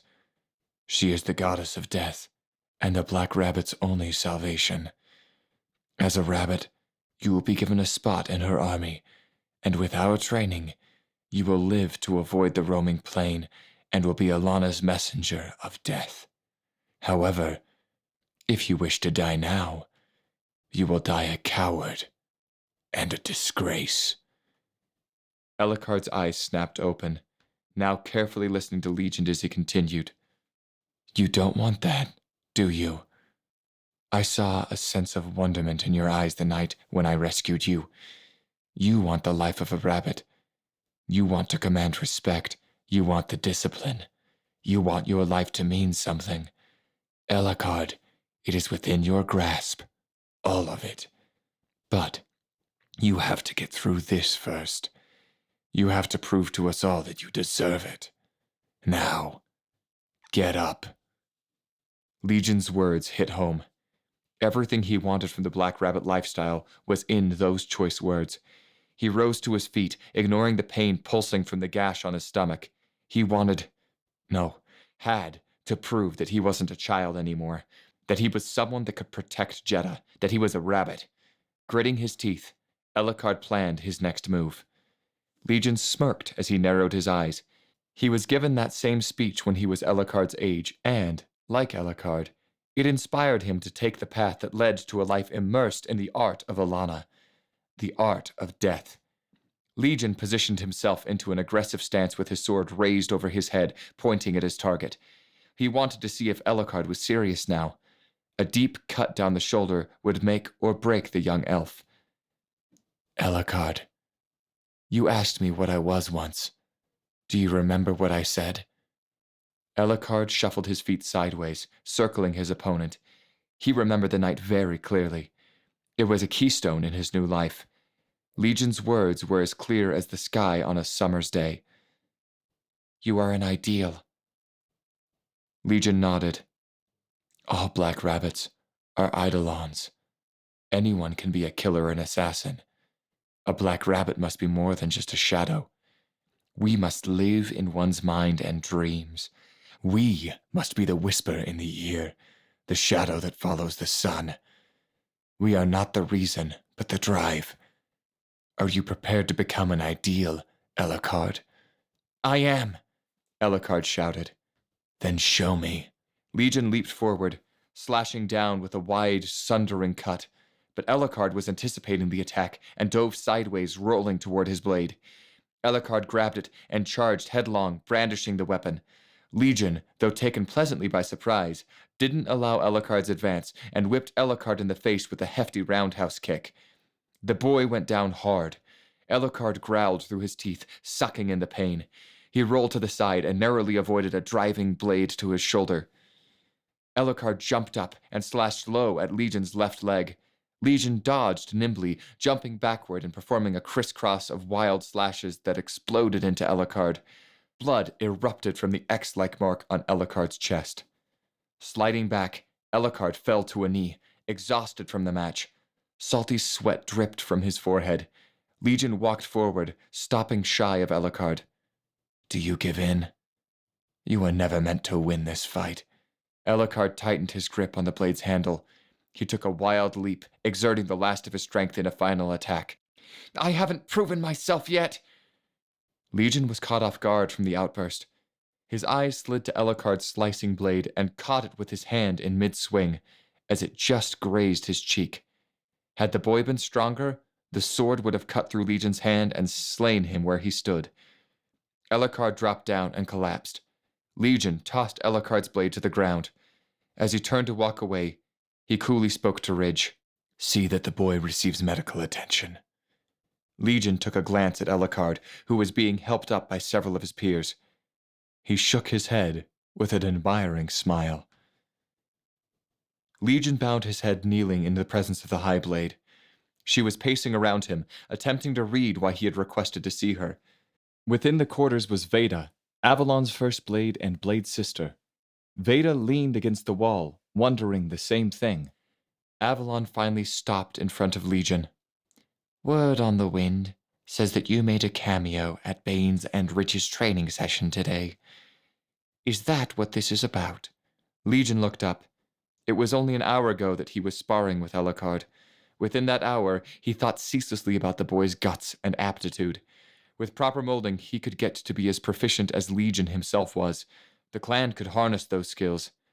However, Legion also knew that the boy would waste away under the tutelage of a poor teacher. He didn't doubt Baines and Rich's skills, but they had less prowess than he. No, Ellicard needed a great teacher, someone that he trusted, but the only one he could rely on for this task was himself. Legion collected himself before speaking. High Blade, He hesitated slightly. I wish to take a recruit under my wing. So this was more than just an appearance. You took a shining to one of those kids? Avalon grinned. In the years she had known Legion, she had never known him to be a teacher. He was a good team member and a solid ally, but not a teacher. I see much in the one named Ellicard. I don't want to see his potential go to waste. Avalon looked at her first blade, who nodded in agreement. Very well, Legion, she said, eyeing the fresh cut on his cheek. Consider Ellicard your apprentice. If he fails, you fail. When he succeeds, you succeed. Like a blade brother, he is now bound to you. Legion nodded and bowed. There was much work to be done. Chapter 6. Dawn Edge, Leaf Song, Dreamstar, Baneberry, Redroot, Rain Dancer, Breeze Runner, and... Young Coda scrunched up his brow, trying to remember the 8th noble elf tribe. His teacher whacked a ruler down upon his old wooden desk. The desk rattled with the sharp noise as wood met wood. Coda snapped out of a shallow trance and rapped out the final tribe. Moonfall! His teacher smiled, clearly pleased with her younger student. She strolled casually to the blackboard and chalked out the 8 tribes. She turned her head, glancing keenly at Coda. Tipping her spectacles down, she asked her next question. Young Prince, of all the many elven tribes found in Long Whisper, why are these the noble tribes? Coda pondered this question, but only momentarily. These were the tribes that joined together to form an alliance to create Long Whisper. They elected the Dawn Edge tribe to lead the alliance. All the other tribes wanted no part in the creation of a nation. Excellent. Now, for a harder query, what tribe betrayed King Jalen? Looking at the blackboard, Coda carefully read each name written there. He carefully considered his choices. He knew the answer, but it was asked confusingly. Miss Tabitha, you asked a trick question. Tabitha smirked. The prince was keen. Did I, young prince? Yes, ma'am. There were no tribes that betrayed my father, just a single elf. He attempted to poison my father while at a dinner party. However, my father's would-be assassin was betrayed by his own tribe. Very good. What was his name? What became of him? His name was Rygen Leafsong. His own tribe shunned him, stripping him of his nobility. Father exiled him from Long Whisper. What happened to him from there, I wouldn't know. I know the Leafsongs were forgiven for Rygen's deeds, though I hear there is still mistrust among the other tribes. Coda gave a quick glance at the clock that quietly ticked above the doorway. Tabitha began to erase the board, chuckling. You're right, my prince, time is up. Go meet up with that wolf of yours. She must be dying to see you again. King Jalen strolled the bustling streets of the new city still undergoing construction. Every day the city's economy grew and a new shop sprouted up. The gigantic tree at the heart of the city was once the elder tree of all the elven tribes. However, once the 8 noble tribes crowned Jalen as their leader and king of their alliance, he made the unpopular decision of constructing a city around it. Lost Dawns, you will be my shining legacy. My king! Jalen turned to find his brother and advisor briskly jogging to catch up to him. Toll, brother, a fine day in Lost Dawns, eh? Toll waved a hand and bent over to catch his breath. A fine day indeed. I have your report. It's not good news. Jalen waved his hands, ignoring the last part of Toll's response. How goes my son's teaching? I fear Coda wouldn't pay attention to Tabitha Breeze Runner unless she floated the chalk with the Magi. That boy's head is stuffed with all those magic lessons from our father. Toll frowned at the subject being changed. He answered quickly, hoping to catch Jalen's attention with the content of the report. Coda's teaching goes well. He's picked up on history and politics quickly. Now for the report, my king. Where's my son? No doubt his class is over by now. I want to show him the new bookshop that opened today. Interrupted again. It was as if Toll's brother was doing this on purpose. I saw Coda walking around with his familiar. Now, about this report, it's very important. Ah, yes, a familiar. I'm not sure I like him being raised to take on our old man's role as arcane guardian. It may have been a dream we had once, but we grew to realize it was nonsense. Remember, Toll? Indeed, life changed fast when the tribes chose Dawnedge to lead. Fiona would be proud that her son is spending time with you. Take advantage of that, and remember he is not some heir to be groomed. Jalen raised an eyebrow from the remark. My son will choose the proper path. He doesn't need to be led. Finally, Jalen eyed the parchment with a worried look. Since the beginning of Lost Dawn's construction, workers and townfolks had been dying in mysterious accidents or falling ill. What kind of horrible news would befall the city today? Toll took the silence as a cue to read. My king, as of last night, 3 construction workers have fallen ill after a night of eating out. They did not survive the sunrise. Enough. Enough of all this. They did not fall ill, they were poisoned. They did not die in some mysterious accident, they were sabotaged. They did not go missing, they were murdered. I am no fool, so do not treat me as such. Toll rolled the parchment back up. He attempted to avoid his older brother's gaze, but to no avail. Toll spoke quietly. Brother, the white cloak that you sent for has arrived. Jalen clapped his hands together. I've heard much of this Marcus Newson. His exploits are what legends are made of. Let's go meet him. Where is he set up? The old runes temple, my king, Toll said, hiding a stressful look. Ruins was the patron god of magic and insight, a favored deity of worship for most elves. The temple was a run-down small abbey, long abandoned after the Arcana War. It now served as a base of operations for the White Cloaks in Lost Dawns, as a proper barracks was yet to be built. The rickety floorboards creaked as rats scurried away from the opening oak doors. Jalen strode in. His face was plastered with excitement. Toll hung his ears low, avoiding any eye contact from his brother. Jalen bellowed out a long call, which bounced and echoed amongst the large interior. Hello, Captain Newson. It is I, the king. I have come to welcome you to our great city. Averin popped his head around the corner, dressed in simple civilian attire, a pencil in the fold of his ear, and a look of exhaustion strewn across his face. In his hands were several scrolls. Upon seeing the king and his advisor, he immediately dropped his papers and ran to the presence of the Elven king, bowing graciously. My king, forgive me. I have been hard at work since I arrived yesterday morning. I inherited this mess from whoever handled the scrolls, blueprints, and documents of the city's construction. Jalen looked Averin up and down. A look of confusion replaced his excitement. You are younger than I imagined you, Captain Newson. Sergeant, my king, I am not an officer just yet, Averin corrected. You're only a sergeant. You were hailed as a hero during the war against the Queen of Chains. You led Varus through the Bane Blood Plague. You battled the pirates on the Serpent Sea. They've written plays about your exploits, and you are still just a sergeant? Averin irked an eyebrow. My king, this is not Marcus Newson. This is his son, Averin Newson, explained Toll. Jalen clicked his tongue in a mixture of disappointment and annoyance. His son? My king, he came highly recommended, from Captain Marcus himself, Toll said. My king, I've successfully led patrols all across Varys. I know I'm up to the task of dealing with the Black Rabbits. said Averin zestfully. Jalen cocked his head. He knew the incidents happening in his city were the work of ill intent, but he never could place a face or name for that which ran rampant in his city. Black rabbits, what are they? Averin grew serious.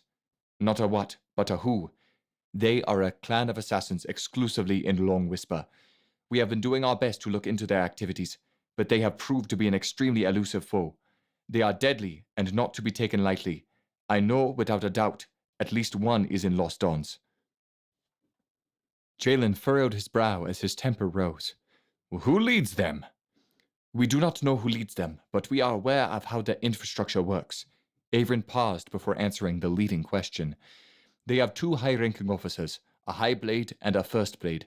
The High Blade works as a captain, giving out orders with the lieutenant being the First Blade. If the High Blade is just the captain, who is the general? Jalen asked, very interested in the information. Someone called the Silent Master, whose identity is still a mystery. These black rabbits, how long have they been operating in our country? It was Tull's turn to ask a question. We do not know exactly. We are under the impression that it has been as long as the Dawn Edges have been in power, but this is just hearsay. Since they operate only in Long Whisper, we wouldn't know for sure, since we haven't been assigned to this country for very long. Averin responded, slightly wincing at the king's agitation with the lack of knowledge Averin had of this enemy. Well, what do you know? Do you have any idea where they might be operating from? The king's frustration was clearer than clear water. My king, we still know so little of them. We have only what we've heard from word of mouth to go by. Well, who hired them to sabotage my city?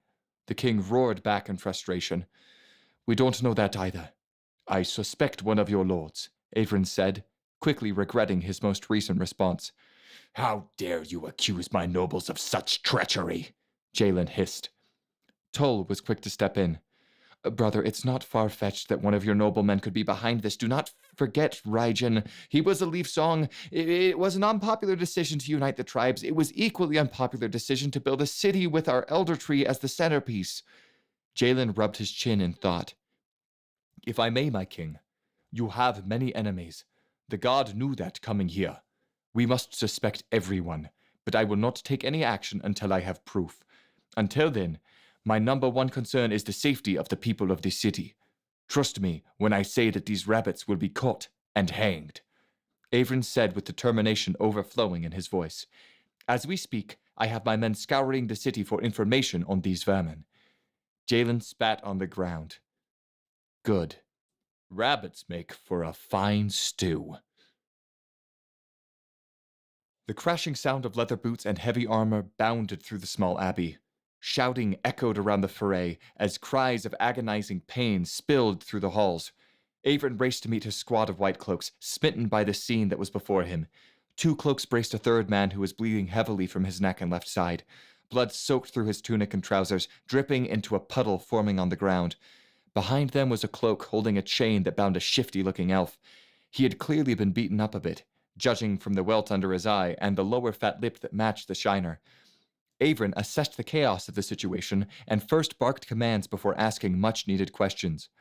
Clear the table. Get Jefferson to lie on it. There are 1,000 bandages in the storage. Grab them and get him patched up. What of the prisoner, Sergeant? Asked one of the men. Tie him to a chair. Once Jefferson is patched up, I want a full report on what happened, Averin said. An hour went by before the injured Jefferson's cries were just groans, and he slowly passed out. Averin dried his bloodied hands and changed his shirt to a fresher one before addressing his corporal. Higgins, what in the name of the All-Father happened out there? Higgins' weary face was pale and tired from the events that befell him and his men, but he swallowed his exhaustion to unwind the disastrous tale. Sergeant, we were following a tip that this elf, Remen Fairfellow, was at several places before they were hit by recent tragedy. The Mystic Fang, the Clock Tower site, and Madame Sasha's Bordello? Averin asked, listing the 3 most recent places a worker's murder had occurred. Yes, though he was spotted at the Bordello thrice, Higgins said, glancing back at the bound prisoner. Hey, an elf has needs, Remen called out. An armored fist rocked his jaw, shutting him up. Continue, Higgins, said Averin, nodding at the cloak that socked the prisoner. We did some investigation and found Remen's apartment in the roots. We broke down the door and barged in and found him speaking to, and possibly doing business with, a hooded figure, female. Ah, you cloaks are in a heap of trouble. The people I work for. A swift backhand kept Remen from interrupting again. We rushed to arrest Remen and apprehend the hooded figure. We were 4 and highly trained. They were 2. We didn't think. Higgins lost his train of thought as he looked at the mangled Jefferson. She did that number on Jefferson, but you took care of her. Avon filled in the blanks the best he could. Higgins was silent. Corporal Higgins, is the hooded figure dead? Avon asked again, his voice raised this time. She escaped, Sergeant. Another man piped up. Avon looked at Higgins frantically. Higgins, were you followed? Remen started to laugh. Some of his teeth were missing. Blood burbled through the gaps. It was unnerving for Avon, who realized the full gravity of the situation. Shut him up, Avon commanded. He looked back at Higgins, but gasped as the soldier collapsed in his arm. A dagger was stuck in the back of Higgins' neck. From the rafters, a shadow moved from one wooden crossbeam to another. Remen continued to laugh as Avon scrambled to shout commands at his men. Draw your blades! Circle around the prisoner! We need to keep him safe. Banner, fire your bow and take her down! Banner was a crack-shot sniper with any type of projectile. Within a minute, he had fired off a brilliant array of arrows that darted into the rafters. The assailant somersaulted off a beam, narrowly missing the attack, and landed mere inches away from Avon. She removed her hood, revealing her stunningly beautiful shadow elf features. Her deep violet eyes locked with Avon's dark brown ones. There was a moment of infatuation between the two before the assassin spoke. Well, aren't you a handsome soldier? Avon shook off the charm. Arrest her. I want her in shackles now. The assassin laughed as she skillfully danced around the men, stabbing them in the thighs and backs. Shackles. My, you like it rough. You're a keeper, darling. She laughed as she cartwheeled right up to Avon, pushing her breasts into Avon's chest. Avon gawked at the gorgeous woman, stumbling over his own words. Who are you? The shadow elf gently brushed her fingers up to his chest and nipped at his ear, whispering her name. Elisa. Avon swallowed hard before tripping backwards. Elisa's back flipped away from Avon, blowing him a kiss. Until next time, lover boy, she said in a sultry tone before vanishing into the city. Avon shook his head, sweating from the encounter. He rushed to check on his fallen men, inspecting them for injuries before walking over to a surprisingly silent Remen. Damn it. Avon sighed as he pulled a dagger from the throat of the now dead elf. Chapter 7. Look around you, Ellicard. The forest seems quiet, doesn't it? But listen closer. Shadows creep along the grass like cracks on an old stone wall. Roots break through the soil with their thick, armored tendrils. However, the roots are not without vulnerability. Termites and other small creatures chew into this tough hide to build their homes. All is intertwined. Nature rests on the delicate balance between life and death. It is a volatile scale, prone to wild and unpredictable swings. When the scale tips in the favor of life, death must relieve it of this excess weight. This is our role, Ellicard. We are the hand of death. Legion sat on a thick branch, cutting into his apple with a small throwing knife. The nectar of the fruit dribbled down the bright red flesh and down to the forest floor. The mentor tossed a slice to his pupil. Do you understand the importance of the task at hand? We are not simply thugs and killers. We are keepers of that balance. A necessity. Ellicard examined the apple slice. The edge was clean, thus he knew the blade Legion had used to cut it was sharp. He popped it into his mouth and savored the fresh taste. It had been 6 months since he was taken under Legion's wings. His master made it a point to further his training on the basics, but he made sure to also educate him in academics and philosophy. A blade is only as sharp as the rabbit wielding it. Ellicard nodded. A flower in a bed of weeds does not grow. Legion tossed Ellicard another slice. You understand what that means for you, right? Ellicard shrugged casually. Gotta pull some weeds. Legion grinned, but slid his face into a stern look. Are you prepared for that task? Ellicard plucked a leaf from the branch over his head. I'll do what it takes. His master looked at him coolly, tossing him another slice of the apple. What if I asked you to kill one of your peers? Would you hesitate, or would you give them a chance to run? Ellicard raised an eyebrow at that question. This didn't seem to be a philosophy discussion anymore. What was his master trying to get at? Another rabbit, master? No, not quite. Another recruit. Another recruit was still a rabbit to Ellicard. Although it had been nearly half a year since he'd seen any of the other recruits, he still felt like he was a part of that group. However, what if this was a test?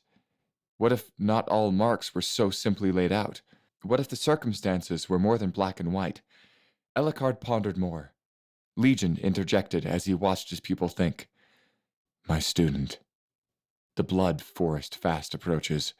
You will be pitted against your fellow recruits, and in a sanctioned trial such as this, you may have to take the life of a peer. You will be judged on your cunning, prowess, stealth, and most of all, your ability to take a life. Ellicard looked up, trying to imagine such a test. The blood forest? He asked. Legion continued. An 8-mile stretch of twisted, gnarled woods with a canopy so dense that it is unfathomably dark. It is the perfect battlefield for a young recruit to prove they are ready to truly become a rabbit. All recruits will be released within the blood forest and will be encouraged to kill or be killed. It will take all that you have learned to survive. So, my student, are you prepared to take a life? If they are prepared to die, I will grant them a death.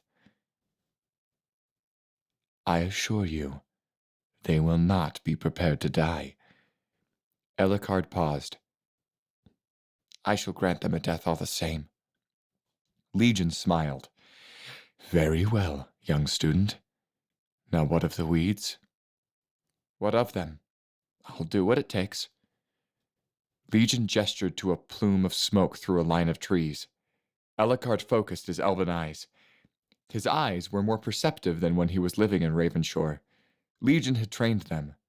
Now all of his senses had been heightened. A blade is only as sharp as the rabbit wielding it. A crisp dusk air nipped at his ears. Ellicard looked at Legion as he pulled up his hood. A camp? A weed. Legion beckoned Ellicard to follow as he jumped to the neighboring branches leading to the camp. A fire blazed under skewers poking into a few skinned squirrels. A ragged man with a filthy black and gray beard crawled from his makeshift tent. The shelter was as tattered as his clothes, and both reeked of a foul odor.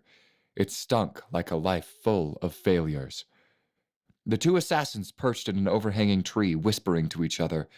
Their voices were low, too low for normal men to hear, but high enough for a trained ear to hear, a tongue the black rabbits had perfected. Legion lightly touched Ellicard's shoulder. You are to kill this man. You are to make it quick, silent, and clean. This man has suffered a lifetime of anguish. His death does not need to be cruel. Ellicard gripped the leather-bound handle of his sword. He gritted his teeth as he pulled up his mask to the bridge of his nose. May Alana grant you grace. Legion's voice wove into Ellicard's mind, a mind now heavy with a sense of duty and a sense of fear.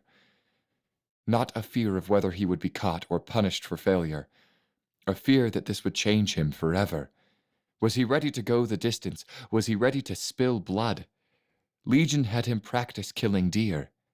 But deer were different from people. Ellicard dropped down silently into the campground. The long shadow of the tree hid his presence. Staying light and using the front padding of his feet to cautiously feel out for twigs that could give away his presence, Ellicard stalked behind the vagabond. The rookie assassin's blade quivered as it crept along the back of the homeless man's neck. The cold steel rested coolly, sending a tingling shiver down the victim's spine. Please, a voice squeaked. I've got nothing worth stealing. I don't want to die. The man wept. Ellicard froze. Deer never begged for their life. This man wanted to live. Ellicard's hands now held more than a sword. They held the man's life. The man slowly turned, his eyes red with tears. Snot ran from his nose. The man blubbered as he formed his words. I never hurt no one. Please. Ellicard withdrew his sword. His head lowered as his heart sank. He called to Legion. Master, I can't kill an innocent man. This man is no weed. Legion dropped by the side of his student, making no sound. My student, not every innocent life has a purpose in this world. He serves no one but himself. He has no attachments. He loves no one, and no one loves him. Give his life meaning, Ellicard. Allow the starving wolves to feed on his carcass. Let the grubs devour his flesh. Let the soil take his bones. Let Alana take his soul. Restore balance. Answer my call, my student. Ellicard's grip on his blade strengthened. His eyes shut tightly. He hefted his blade into the air, but Legion halted his motion. No. Open your eyes. You must bear witness to your deeds. Ellicard snapped open his eyes. Sweat beads dripped off his soaked mask. This was the moment that would forever change his life. The fear of what he would become would now be a reality. Legion's teachings cycled through his head. A flower in a bed of weeds does not grow. However, in this case, he was the flower. His fear was the weeds. His blade was the gardener. Killing this man would free him. Free him from fear. Free him to flourish. The man's cries broke his thoughts. Why are you doing this? Flashes of Ravenshore gushed through his mind, like the white rapids of the river that flowed into the ocean on which Ravenshore sat. Images of his parents seemed to be within reach, but as he was to approach them, they began to walk away. The faster Ellicard ran, he still could not catch up to them. Wait, please, Ma, Pa, stay with me. No matter how hard he tried to get to them, his touch was just shy of his parents. Ellicard stopped, alone in the void of his mind. Memories swirled around him like a drifting mist. Pictures of his childhood, his love from his friends and family, his friendship with Jeddah ebbed about him. Jeddah. The memories blew away and disintegrated like dead leaves in a harsh wind. All that was left was the tiny girl he once promised to always be there for. Jeddah, please. I'm sorry. The girl's head was lowered. Her gaze did not meet the yearning of his own. She was silent. But in that silence, Ellicard struggled with himself, his promise, and his new path. Beside him, a new figure appeared. Legion did not look at him, but simply put a hand on Ellicard's shoulder. Ellicard, this life is no more. It stagnates your mind. It was a waste of thought. Memories like this will only stall your progression.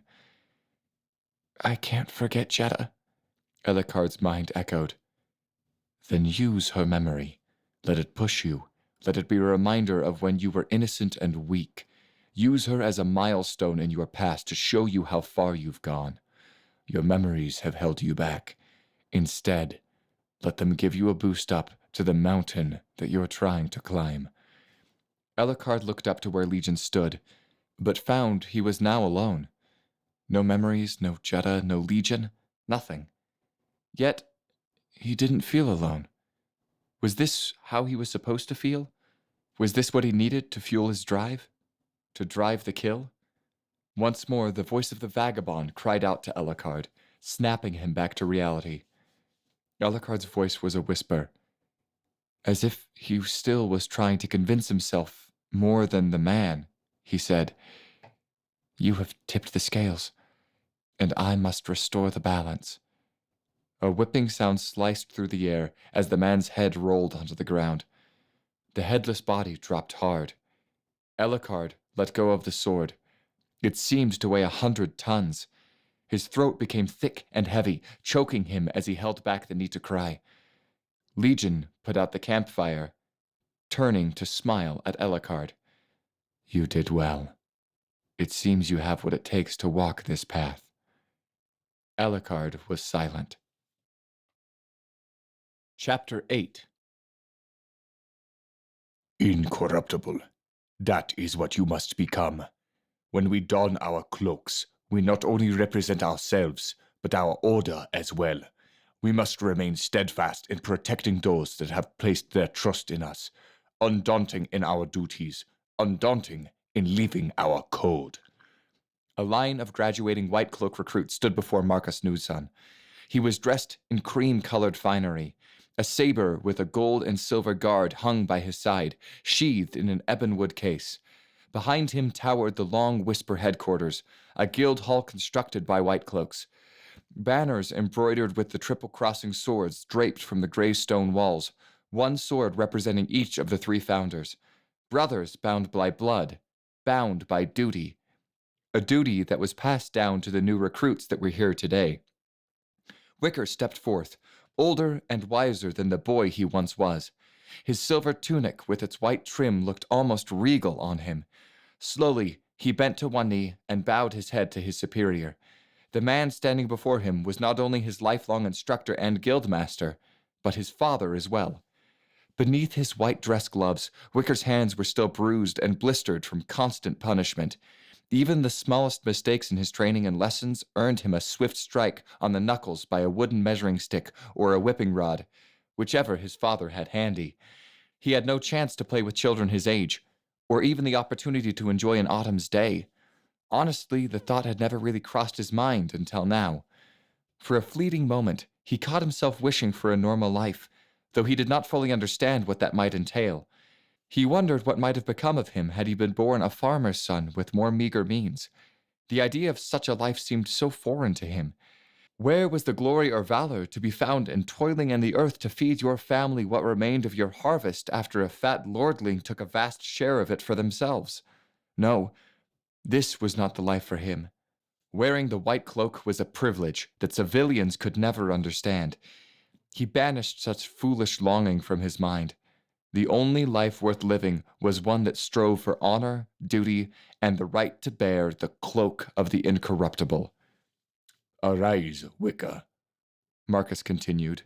He held out a white cloak with a silver trim. A golden trim glinted on his own, which was a mark of leadership. Wicker's eyes were focused on the ivory cloak before him. He had desired nothing more in all his life. He lived vicariously through the tales of his parents. He bled for the chance to earn a cloak of his very own. His very being desperately longed for this cloak, and now here it was in his father's outstretched hands. Marcus floated it about his son's shoulders. The boy is now a man. Marcus nodded as Wicker raised his hand over his right eyebrow in a strong but emotional salute. "Thank you, father," whispered Wicker. A formal dinner was being held for the new guild members at the guild hall. Although this particular hall was not nearly as massive as the one in Varus, it was still nothing to frown at. Pipers and lute strummers played a slow tune as the guests danced a traditional Varisian dance. They raised their hands together as they moved in a large circle, and their bodies swayed back and forth to the melody that filled the air. On the banquet table, a feast of roasted vegetables, pheasant, and large goblets of fine ale were placed before each of the new members. Wicker walked in, wearing a pressed white dress tunic with matching polished golden buttons that adorned him. His new pearl-white cloak draped over his right shoulder, its silver trim glistening in the candlelight. The palm of his hand rested in the ceremonial saber that he had received along with his cloak. His boots were glossed to a shine. Many young women smiled and giggled as he made his way through the hall. Marcus spotted him, calling him away from a night of pleasure and to a night of business. In his hand, he had a long object wrapped in a wolf hide. My son, I'm so proud of you. You've come a long way, and I'm overjoyed that you can now serve by my side, Marcus said as he greeted his son. He wrapped his hand around the back of Wicker's head, pulling it to meet his own. Thank you, father. Handing Wicker the gift, He patiently waited for his son to unwrap it before revealing what it really was. It was your brother's first sword. Lightweight, faster than most blades. Averin wanted to give it to you himself when you earned the cloak. Wicker took hold of the blade and carefully pulled it from its scabbard. He inspected its edge and weighed its balance. He could tell that it was a finely crafted blade. Satisfied, he smiled. When you write Averin, tell him that I'll use it well. Marcus sipped from his chalice. Tell him yourself. Marcus pulled a writ from a leather-bound pouch on his belt. He tossed it to his confused son. Read it. With a confused look on his face, Wicker hurriedly unraveled the scroll and scanned the finely written words it held. The words on the small scroll seemed to be too good to be true. In disbelief, he quickly looked it over a second time before looking up into his father's eyes. Father, Averin has sent for me. He shook his head in shock. His brother had requested aid of him in the newly established Lost Dawns. Not only was he already receiving his first assignment, but it was with his brother in the capital city of Long Whisper. You leave in the morning. Try not to celebrate too hard, Marcus replied, grinning. Wicker sat in the carriage looking out the window, watching the many trees flash by. Flanking from either side of the carriage was a white cloak on horseback. Marcus had taken every precaution to get his son to Lost Dawn safely. Reports from Pathfinder patrols had told of ambushes from both bandits and black rabbits alike. No chances could be taken. The carriage inched to a stop at a roadside village. Wicker's escort had been traveling all morning and all afternoon without a break, and now seemed to be as safe a time as any for the horses to rest. The carriage door opened. Wicker, come out and find some lunch.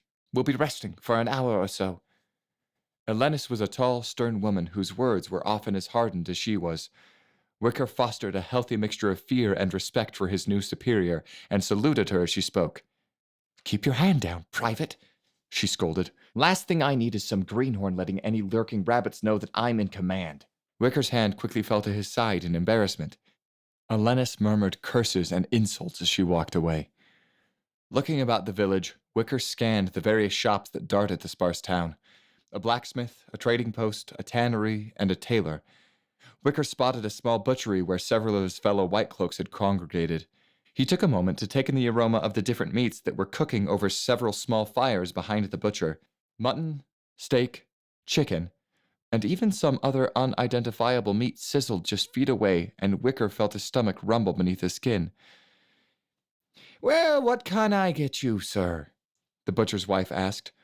Her face was worn and leathery, hinting that she had seen many seasons, at least 50 times over. A woman of your age and beauty shouldn't have to work, Wicker said politely. Surely you have a son running around? Wicker looked around and began to notice that the village was surprisingly quiet. Aside from the occasional hammering of hot iron by the blacksmiths, there was something truly missing. Our son and his wife left our village when their second child was recruited. The elderly woman grimaced as she spoke, and Wicker could sense that she had never recovered from the absence they left behind. Recruited? Wicker scanned the village again. Second child? Both were recruited for what? The other White Cloaks were silent, but gave solemn looks to the young rookie. To become black rabbits. Both of them were recruited within 3 years of each other. She looked truly and deeply sad. But at least they'll be together. My son and his wife just couldn't suffer the losses, though. She began to trail off as Wicker looked at the village around him with fresh eyes. He knew what caused the silence now. There were no children in this village. No children playing in the fields, no children chasing the ducks, and no children getting candy at the general store.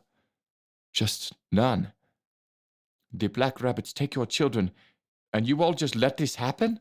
Wicker shouted, slamming his fist on the counter. And what do you propose we do, young sir? Fight them? Ha! We barely have enough strength to run this shop, much less fight off an entire clan of assassins, thieves, and murderers. The truth in her words were hard for Wicker to accept. Wicker stood up, knocking his seat backwards. We should! He snapped his head at his strangely quiet peers. Why aren't the cloaks doing something about this? Wicker? Wicker, you're causing a scene. Take a seat and be quiet, said an elven corporal named Raja. Wicker was flabbergasted by Raja's response. How can you be so calm when such an injustice lays right before you? Raja rolled his eyes. Wicker, we do what we can. We protect the larger cities, but we are too small of a unit to protect every town and village. What you ask is impossible. We are called incorruptible, but we sit idly by when people need us the most. The wolf does not try to eat every animal he sees. He leaves the squirrel alone to chase after the deer, Raja said. The wolf makes sure to get the rabbit, though, sneered Wicker. And the wolf would get exhausted chasing a rabbit instead of going for the bigger game. Wicker, we've known for some time that we can't protect everyone. It stinks, but that's the way the world works. You can't save everyone. Concentrate on what matters. Do what you are told and hope you can make it through another day. Now, sit down and just eat your food. I am no longer hungry, Wicker said as he stormed away. The ancient elder tree that pierced the sky above Lost Dawns towered in the distance as Wicker's carriage passed through the city gates. Though still under a great deal of construction, the cobblestone streets were heavily crowded with elves, humans, Canis, and other races Wicker couldn't readily recognize. The crowd parted as the carriage passed. Plenty of faces attempted to peer through the carriage's windows. Wicker kept his composure despite his urge to gawk at the splendor of the city. Although he had been raised in Varus and had seen many wondrous places, Lost Dawns was still a sight to behold.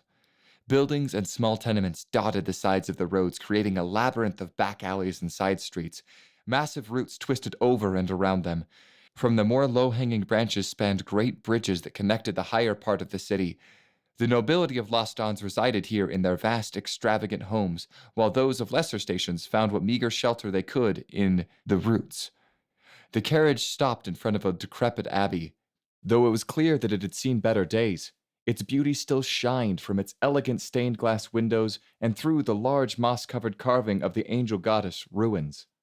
Wicker's deity was the goddess of justice, Judeo. He bowed and made a silent prayer before pulling his duffel bag off the roof of the carriage, not forgetting to tip the driver a silver piece. He inhaled a deep breath to calm his nerves.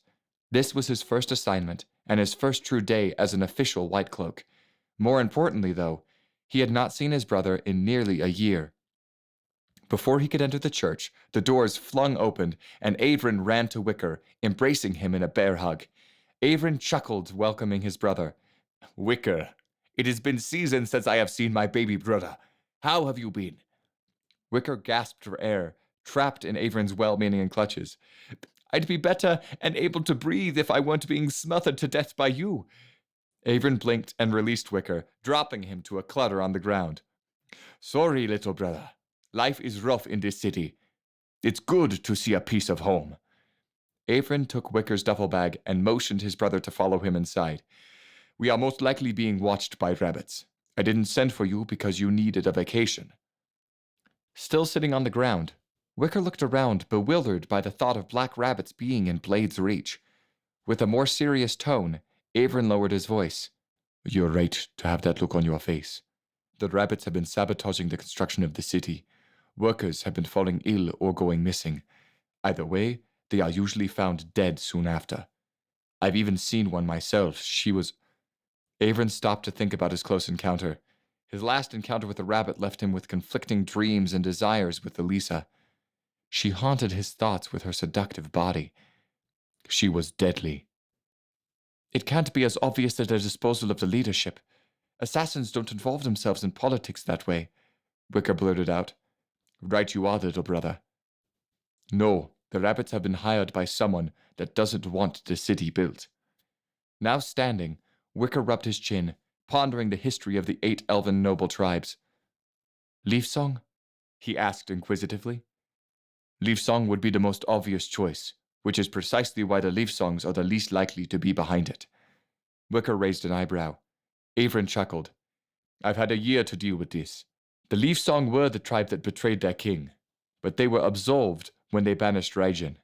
You must remember from your lessons, don't you? Wicker rubbed his knuckles. Father wouldn't let me forget. Avron clenched and released his own fists. Aye, little brother. So, if the Leaf Song want to keep their hides on their backs, they need to stay deep in the good graces of the king. So who's pulling the strings then? Before sending for you, I sent for a platoon of cloaks. We've been able to keep incidents to a minimum, but I want to capture our rabbit and make it talk. Chapter 9. Ellicard raced his way through the twisted woods. Screams echoed all around him. Some were cut short, while others slowly withered into the clutches of the blood forest. You have the skills I taught you over this last year. Stealth and combat you may think are key, but do not forget your most valuable asset: how to think. Legion's final words were still fresh in his head. The sun's descent was swiftly approaching, and Ellicard knew that soon what little light left would fall on the moon's soft glow. An elf had better night vision than a human, but an elf couldn't see in absolute darkness. They still need at least a sliver of light to see. Ellicard concentrated to hear better. Someone had been following him for the last 20 minutes or so. Now that the screams were dying down, he could make a move to dispatch his shadow. Catching a quick glance over his shoulder, Ellicard ducked behind the nearest tree and vanished into darkness. Immediately after falling out of sight, the stranger made an appearance.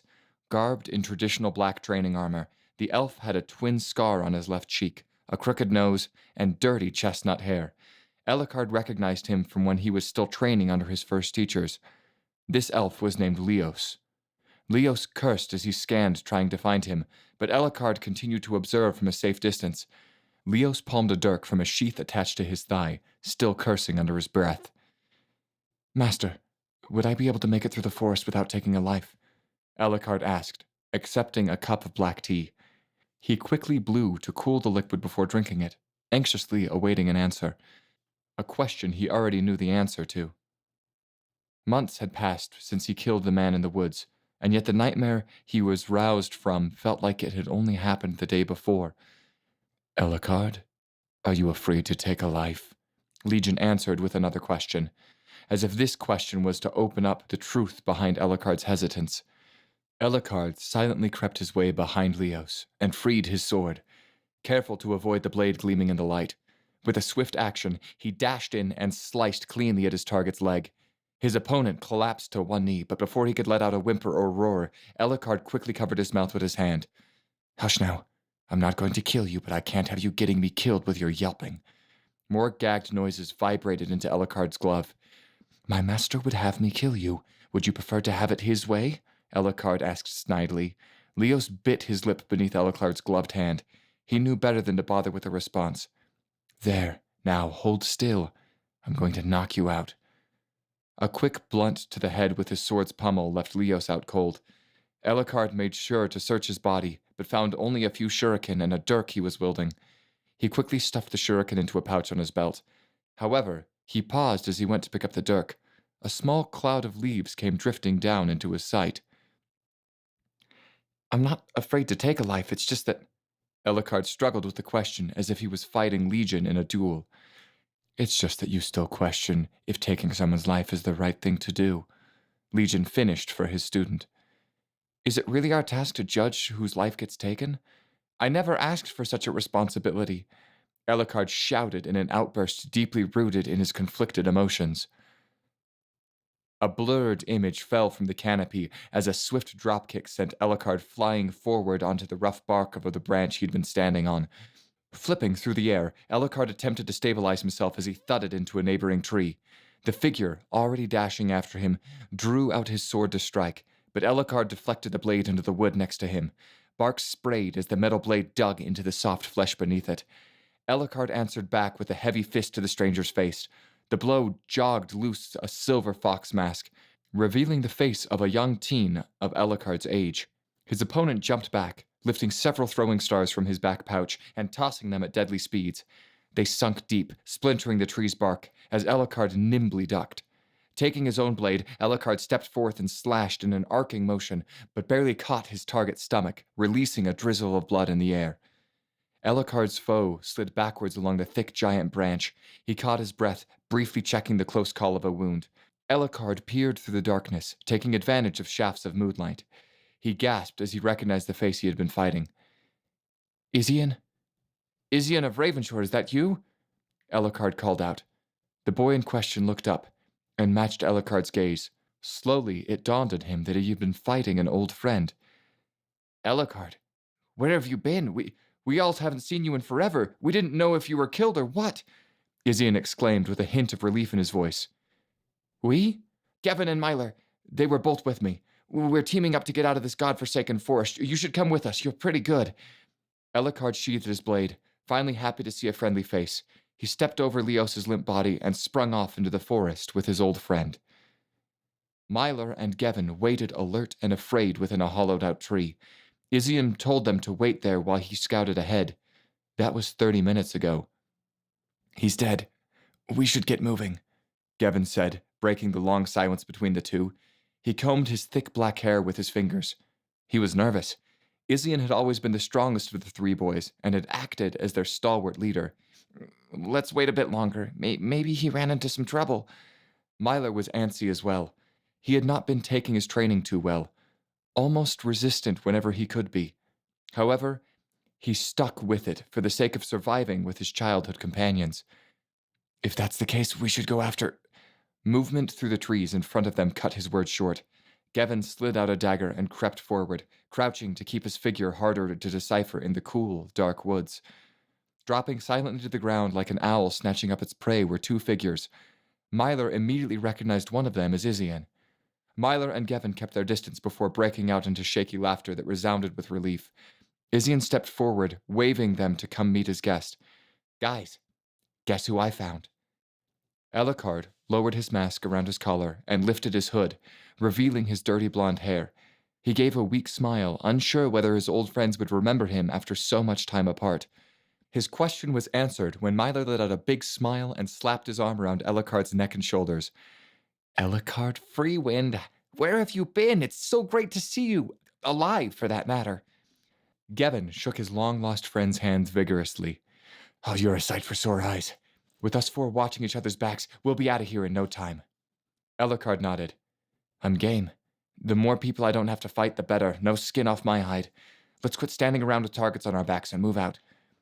The three other elves gave a short fist pump in excitement and followed Ellicard further into the forest.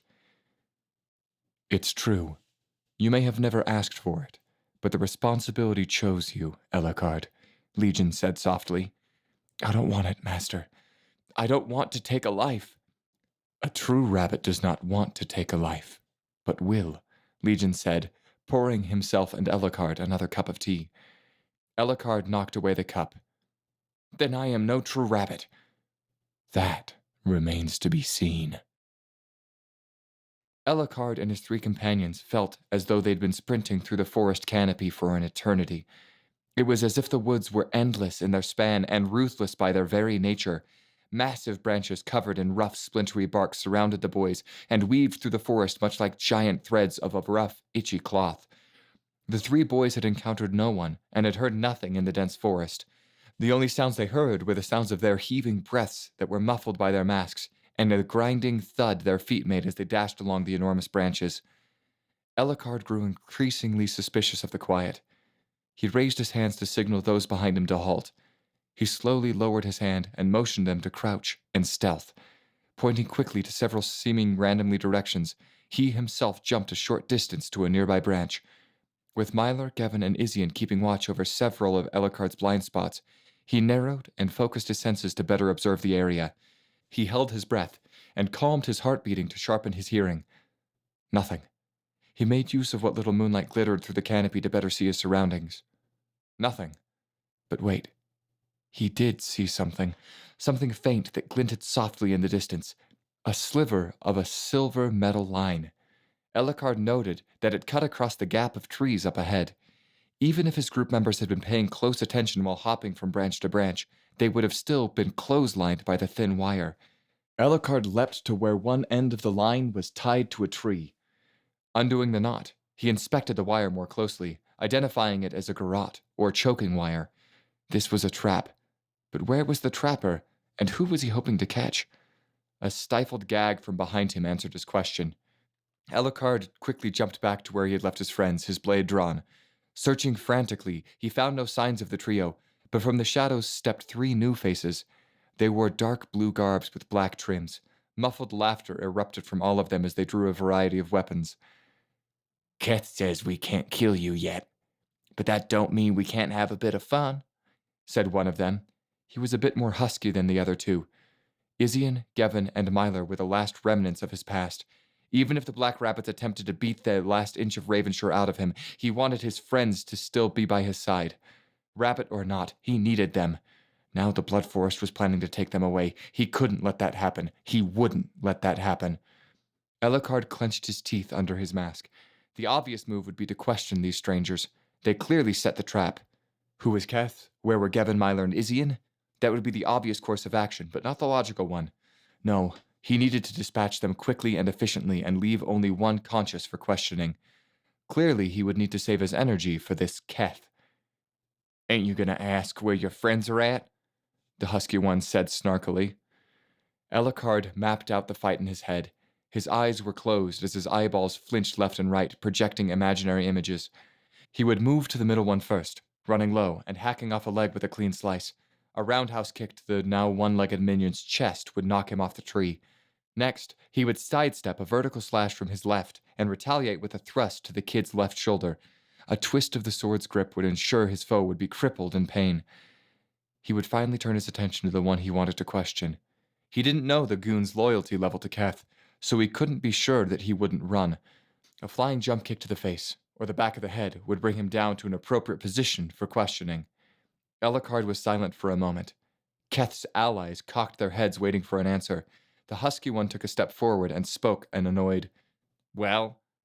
Ellicard snapped his eyes open, and in a matter of a few short moments, Ellicard's enemies were incapacitated, save for a sniveling husky goon with a quickly forming black eye from a well-placed flying kick.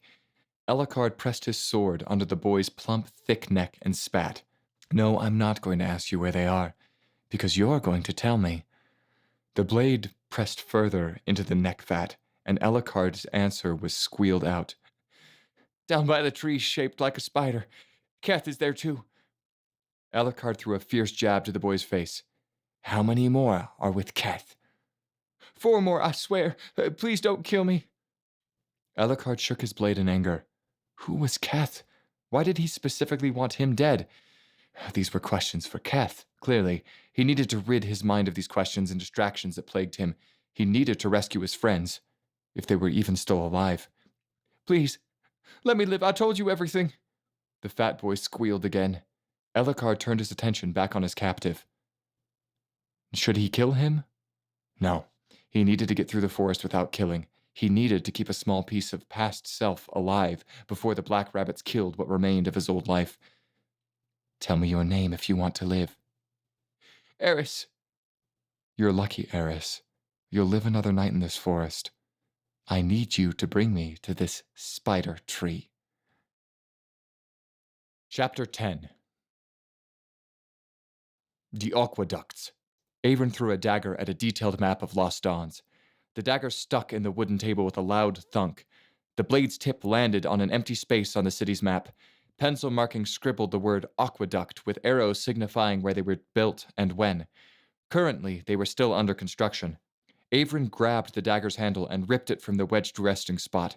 He took a large swig of a stein full of ale as he pointed the dagger at his brother. "It hasn't been struck with any misfortune yet, and will be finished within a day. If the rabbits are going to strike, it would be there." "Elise, what are you thinking?" Avon had been in the city almost a year now, and since their last encounter had not seen the elusive assassin. He had, however, heard accounts of an exotic elf in a purple cape moving about in the roots.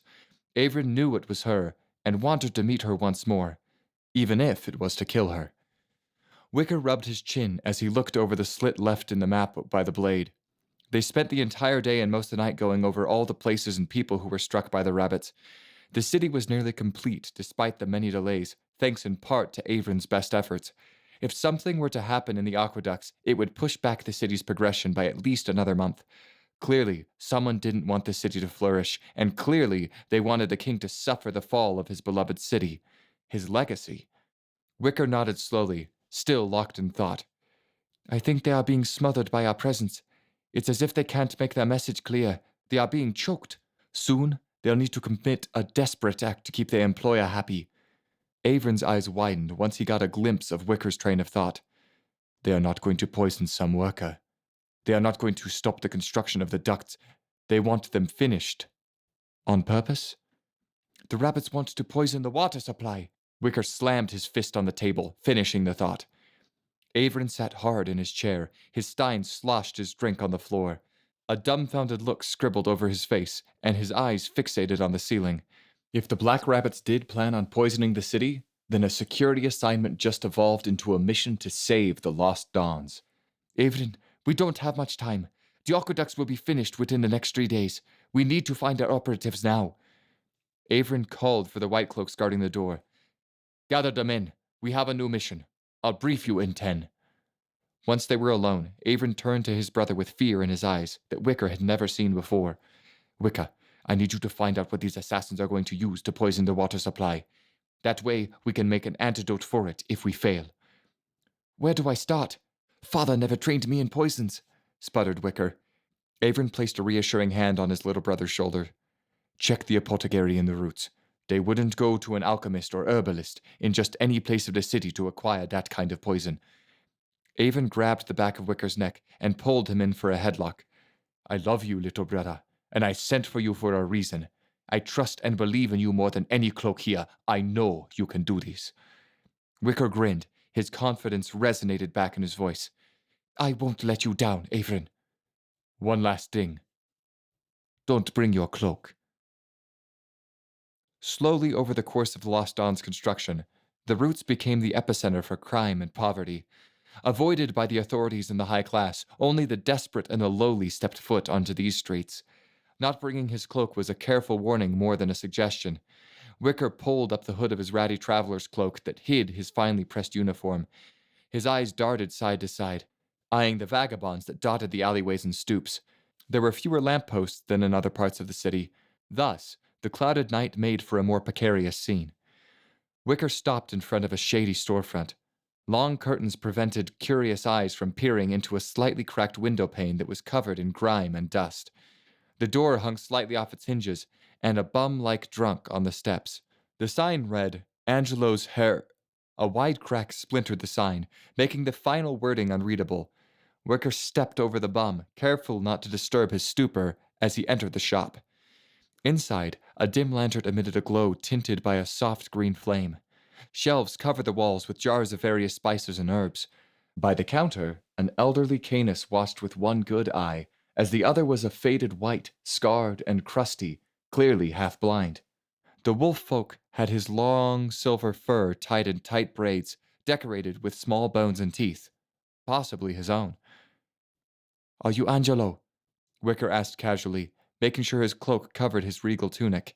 His hand rested on his sword pommel. Who's Angelo? Spoke the wolf, growling with a hacking cough.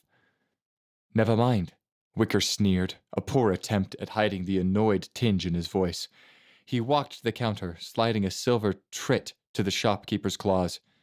I seek knowledge on a vermin problem in the city. The wolf let loose a sparse but toothy grin. The city is full of rats, but perhaps not the type of vermin you speak of. Lost Dawns is overrun with rabbits. The shopkeeper cackled. Just one, friend. Just one. Wicker's face turned inquisitive. What do you know, old one? I know. A single silver piece isn't enough for the information you seek. His claw was palm up, motioning for more money. Wicker jingled a pouch in front of the wolf's muzzle. Tell me what you know, and then you will be paid. The wolf licked his chops before indulging the information. She comes in alone, always to purchase Wicked Leaf. She pays well to make sure I ask her no questions. However, Loomis is never in the dark. She is alone in this city, and when she purchases her Wicked Leaf, trouble always falls over the city within the next day. Wicker tossed the pouch on the counter. Where can I find her? You seek Patches the Slim. He acts as the eyes and ears of the roots. The roots only grew more dangerous as time passed. Soon, even the drunks and homeless didn't call the corners and stoops home.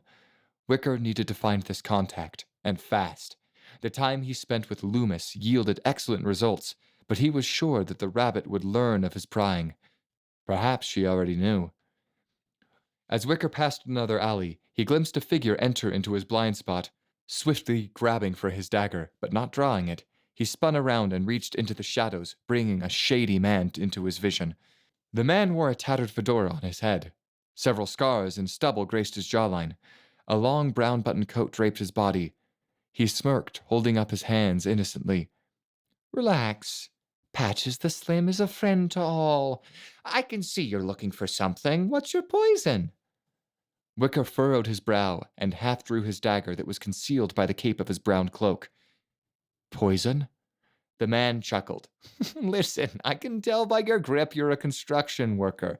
And since I've never seen you in the roots before, you've probably been brought in from Varus. You're looking for some that the rest of the city can't supply you with.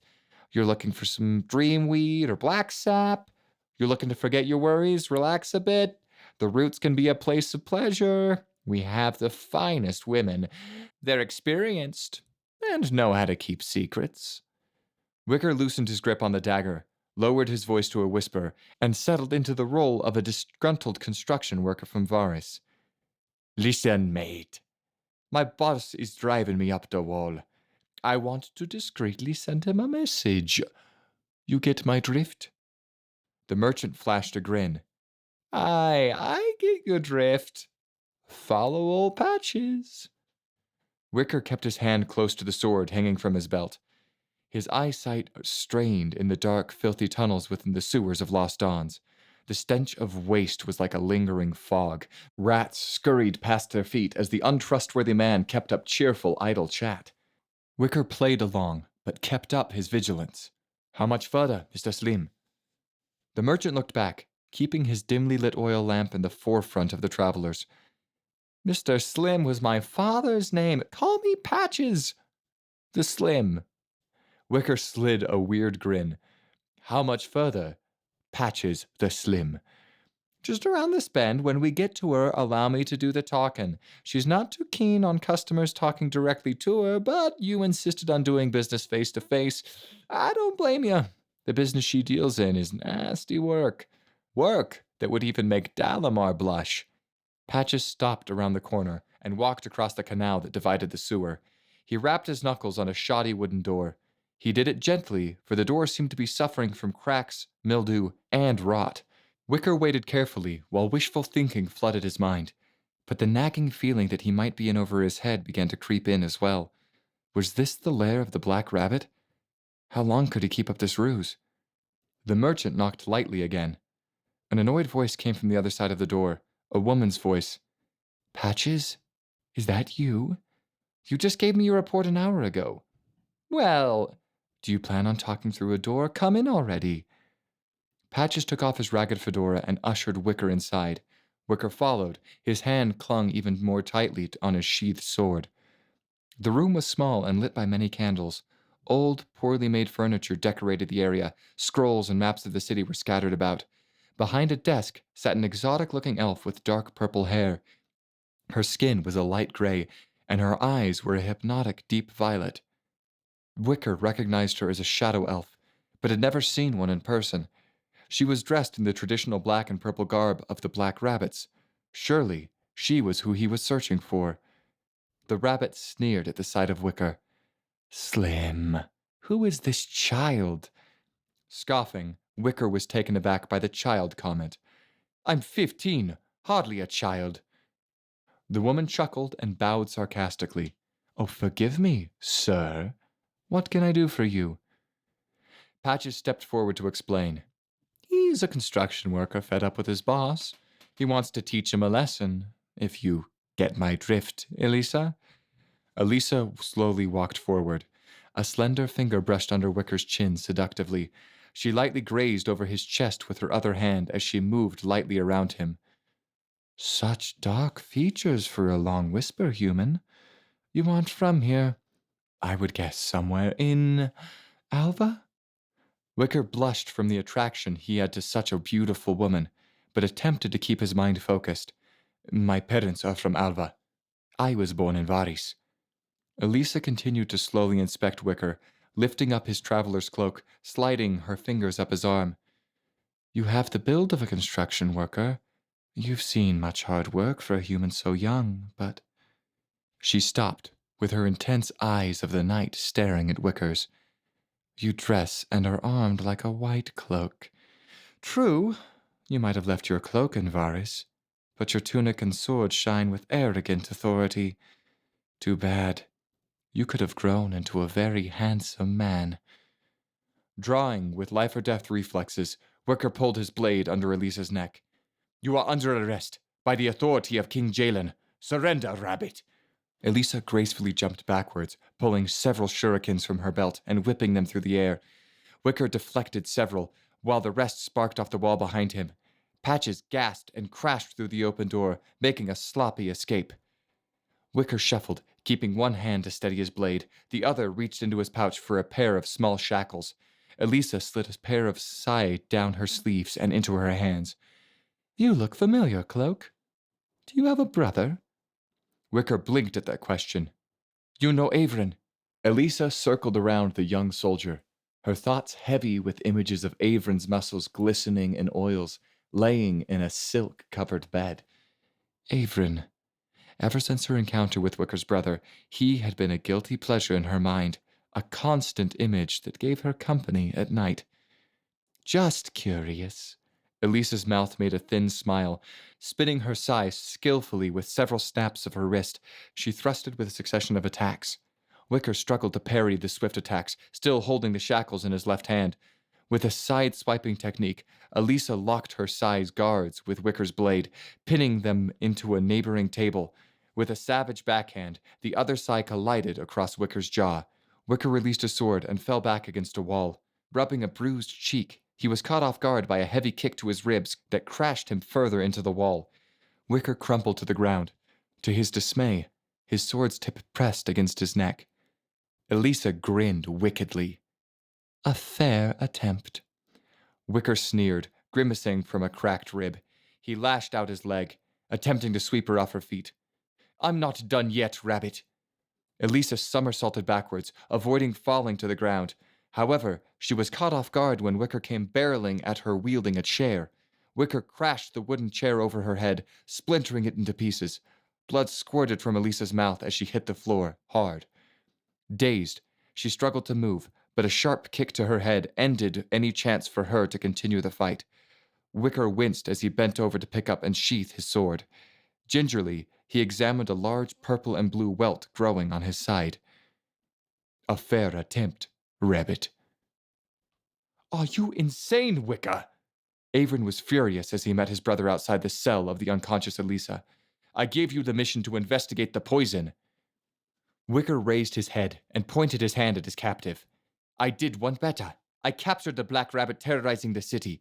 You should be hailing me as a hero, yet here you are scolding me. Hailing you as a hero? You could have gotten yourself killed.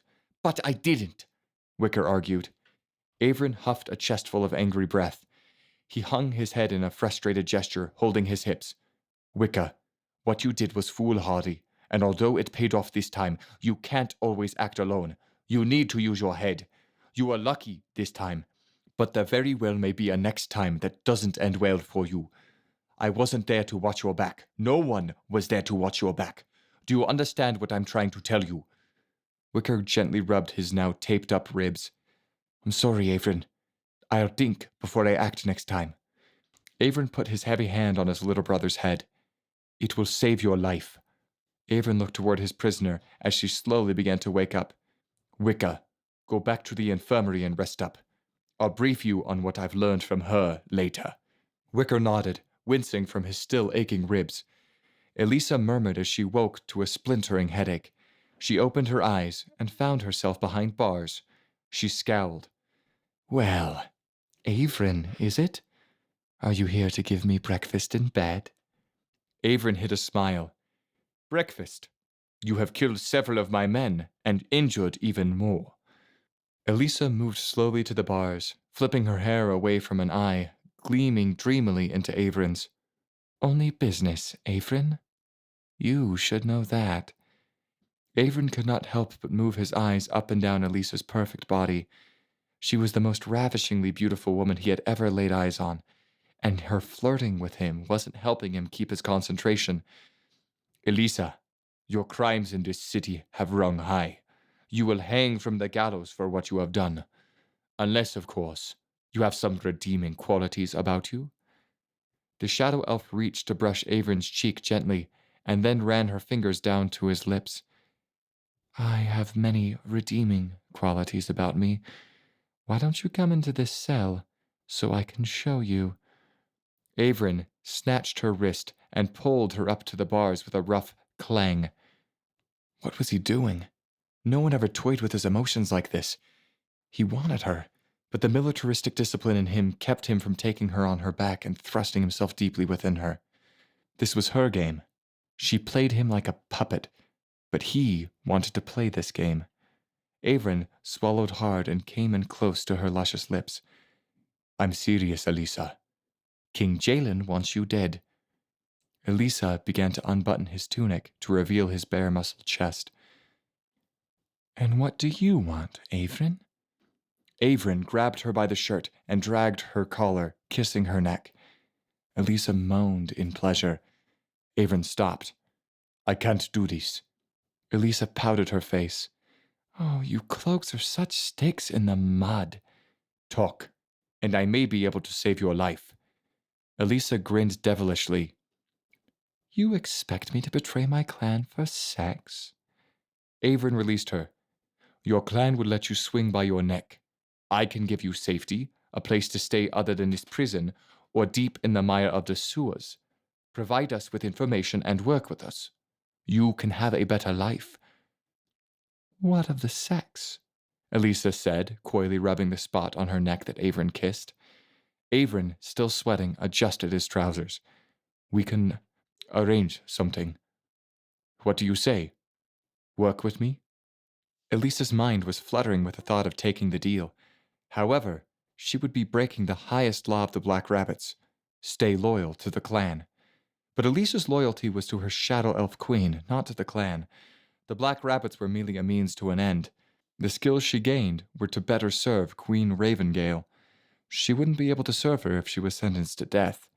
The rabbits would have her marked for death for such brazen treason, but the secrets she'd learned could be such an asset to her queen, and she'd never get to reveal them if the cloaks hung her first. She needed to take the deal. It was her best option. Her only option. I'll take you a deal, Averin. Averin opened her cell. Excellent. Come. We have some work to do and people to see. Elisa yanked his cloak, tugging him inside the prison room. That can wait. We have some unfinished work of our own to attend to. Chapter 11.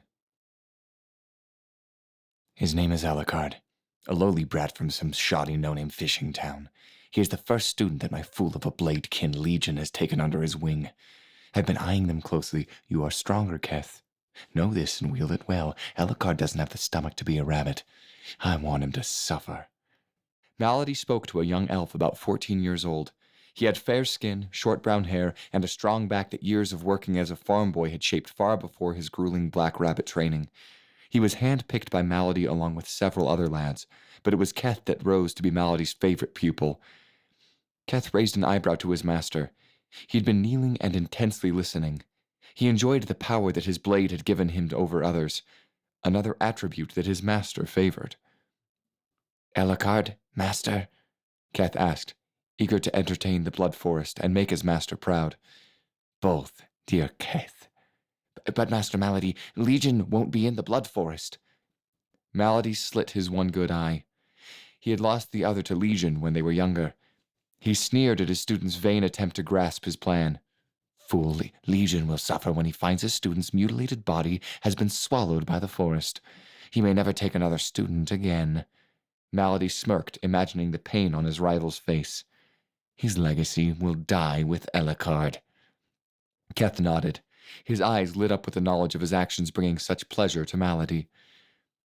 Take those that you would call friends with you. Share the burden with those idiots. And do not get yourself killed. Remember, allies are like mules. They only live to serve you. Yes, master. The spider-shaped tree was large and held countless contorted branches that wildly sprawled in several directions. Protruding from the bark were spiky thorns. Rippled leaves carved out the tree's features like serrated razors. Kneeling in the heavy shadows of the tree were the three elves, Isian, Gevin, and Mylar. Their wrists were tightly bound behind their backs, and welts and bruises spotted their faces and bodies. A thick mixture of spit and blood dribbled down their mouths. Only Isian's eyes were fixated on Keth. Spitting out broken pieces of teeth, he chuckled. If I were free, I'd teach you some manners. Keth was growing irritated as he waited for the main event. He slowly knelt down to Isian's level. Exposing a dagger from his belt, he slapped the flat of it on Isian's face. You were trained by Baines and Ridge. Isian nodded. Very well. It seems Elhokar doesn't care for his friends. Perhaps you will save them instead. Keth stood calling for his grunts to untie Isian. Toss him a blade. Isian checked the sword's balance and crouched down in an aggressive stance. He wondered if Elhokar really abandoned him again, but he quickly shook away his doubts to concentrate on the task at hand. He was the most skilled of the trio and a rising student of his teachers. Without him, Mylar and Gevin were lost. Keth cast a glimmering smile. Say when. Isian clenched his teeth with rage and let out a furious growl.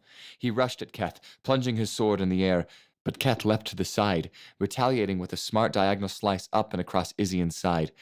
With a graceful jump, Keth spun around with a butterfly kick that crushed into Isian's jaw. Isian was flung backward, flipping to the ground. Gasping in pain at the soil, he recovered quickly and responded with a flurry of spin kicks of his own, each one nimbly dodged. Isian attacked again, more aggressively. He saw an opening in Keth's defensive stance and swept at his feet. Keth effortlessly dodged the attack, but was met with a surprise flash kick that sent his head reeling backwards. Keth sailed into the air and crashed hard onto the ground. Stunned, Keth's minions ran to his aid, but the dazed elf violently shook them away. Enough, you idiots! He roared as he adjusted his jaw. He turned his attention to Isian. Okay. Enough sparring. You die first. Taking his sword, Isian pointed at Keth. He let out a hesitant grin. His body was still shaky from the excess adrenaline coursing through his body. Say when, he chided. Keth, no longer in good humor, dived at Isian as he made a series of slashes, some of which clashed with Isian's blade, but some of which hit their mark. Blood sprayed from the several gaping wounds made by Keth's blade. Isian stumbled backwards from the onslaught and fell on his back from a heavy kick to his chest. Keth stomped a solid heel onto Isian's chest and leaned in with all of his weight. Landing one lucky kick does not make you a victor. Isian squirmed under the hold. Better to die with a blade in my hand than on my knees with one against my neck. For you, you'll have neither. You'll just die. Keth raised the blade, its tip facing Isian's chest. Isian braced himself for the sting of death. At least he had fought and not died like a rabid dog. No, he would die like a true rabbit. Keth moved to thrust the blade, but withdrew his hand in agony as he found himself disarmed by a throwing dagger that clanged sharply against his blade. A command struck through the darkness. Enough! Both Isian and Keth watched from the shadows of the trees as Elhokar emerged from the darkness, a blade drawn in each hand. Lifting Isian up, Keth tossed him into the nervous hands of his minions. Be ready to slay them all on my command. Keth turned to Elhokar and retrieved his blade from the ground. You killed my allies? None will be killed by my hands, he shouted over Keth to his friends' captors. None of you need die here. Let my friends go. Keth snickered. They know you are no threat. Elhokar and Keth began to circle, their eyes locked onto one another. Elhokar shook his head as he tried to figure out why Keth had it in for him, but no answers came to mind. So, you must be Keth. I don't even know you. Why this grudge? This bad blood is beyond you and me. There's a larger plan at work. However, everything hinges on your death. I'd say this wasn't personal, but really, it is. Ellicard gestured his head toward his three friends. Well, let them go, they're not part of this. Sorry, Ellicard. Every war has its collateral damage, Keth said while shrugging, mockingly. Ellicard gripped the handles of his swords. The idea of escaping the forest without killing seemed more and more like a daydream. The reality was that Keth needed to be dealt with. This reality needed him to evolve, or he would be left behind, and so would the people he cared for. Very well, master. I won't hold back any longer, murmured Ellicard. His eyes now cold, his breathing was calm. He seemed to be in a newfound moment of peace. Keth's face twisted in confusion. What did you say, rat? Ellicard dashed forward, folding his blades in a cross and unleashing them in a wave of wind that crashed towards Keth. Keth's eyes widened in fear. Flipping backwards, he narrowly dodged the attack, but found himself fighting off a barrage of strikes from Ellicard's twin blades. Sparks showered the air as Keth worked overtime to block each swift attack. In the midst of his own attacks, Ellicard lunged forward, landing a vicious kick to Keth's chest. Keth slid backwards and barely had a moment's respite before Ellicard danced amidst the storm of whirling blades, kicking up a cloud of thick dust. Keth vaulted over Ellicard's advance, but a sharp pain let him know he hadn't made it away unscathed. He tumbled onto the ground, seeking even a moment to recover. He gingerly hobbled on his injured leg, careful not to put too much weight on the weakened limb. Keth seethed with rage. So, you do possess some skill, but not enough to keep you and your friends alive. Ellicard's mind was clear, and his resolution unmoving. He took a deep breath before running forward for another set of attacks. Using a sly reverse sidestep, Keth twisted around to be behind Ellicard and shanked him with a surprise dagger attack. He nimbly sprung backwards, and a smile began to stretch across his face. Ellicard fell to a knee. He exhaled, grimacing in pain. I won't hold back. I won't hold back any longer. Ellicard sought a solace in his mind once more, and pushed the pain to the back of his thoughts. He buried it deep in the darkness within him, and gripped his swords tighter. Keth stabbed his sword into the ground and reached for a second dagger. My master wishes you to die slowly. I think I'll punch you full of holes until your body runs dry. I won't hold back. I won't hold back any longer. Ellicard's mantra continued as he stood once more and rushed for a breakneck attack. But Keth was like a mongoose, juking to the right and following suit with several more stabs to Ellicard's legs, arms, and shoulders. The final attack led to the disarming of Ellicard. Ellicard fell to his knees. How had Keth managed to bear weight on that leg? He was so sure that he disabled him. It would seem that Keth had a mantra of his own. Keth pulled Ellicard's head back with a fiery grip and slipped his dagger under his neck. Keth called out to his allies. Kill them. Start with the one who attacked me first. Keth leaned in to whisper into Ellicard's ears. You see, you're a gangrenous wound on an otherwise healthy body. The body can't survive such a festering wound, now can it? No, of course not. For the body to survive, the limb must be sacrificed. I intend to be the blade that frees the body from the clutches of disease. Treasure these final moments and know that you died so the rabbits could thrive. Ellicard's body throbbed with pain from his many gushing wounds. His fingers were numb. His vision began to fog over.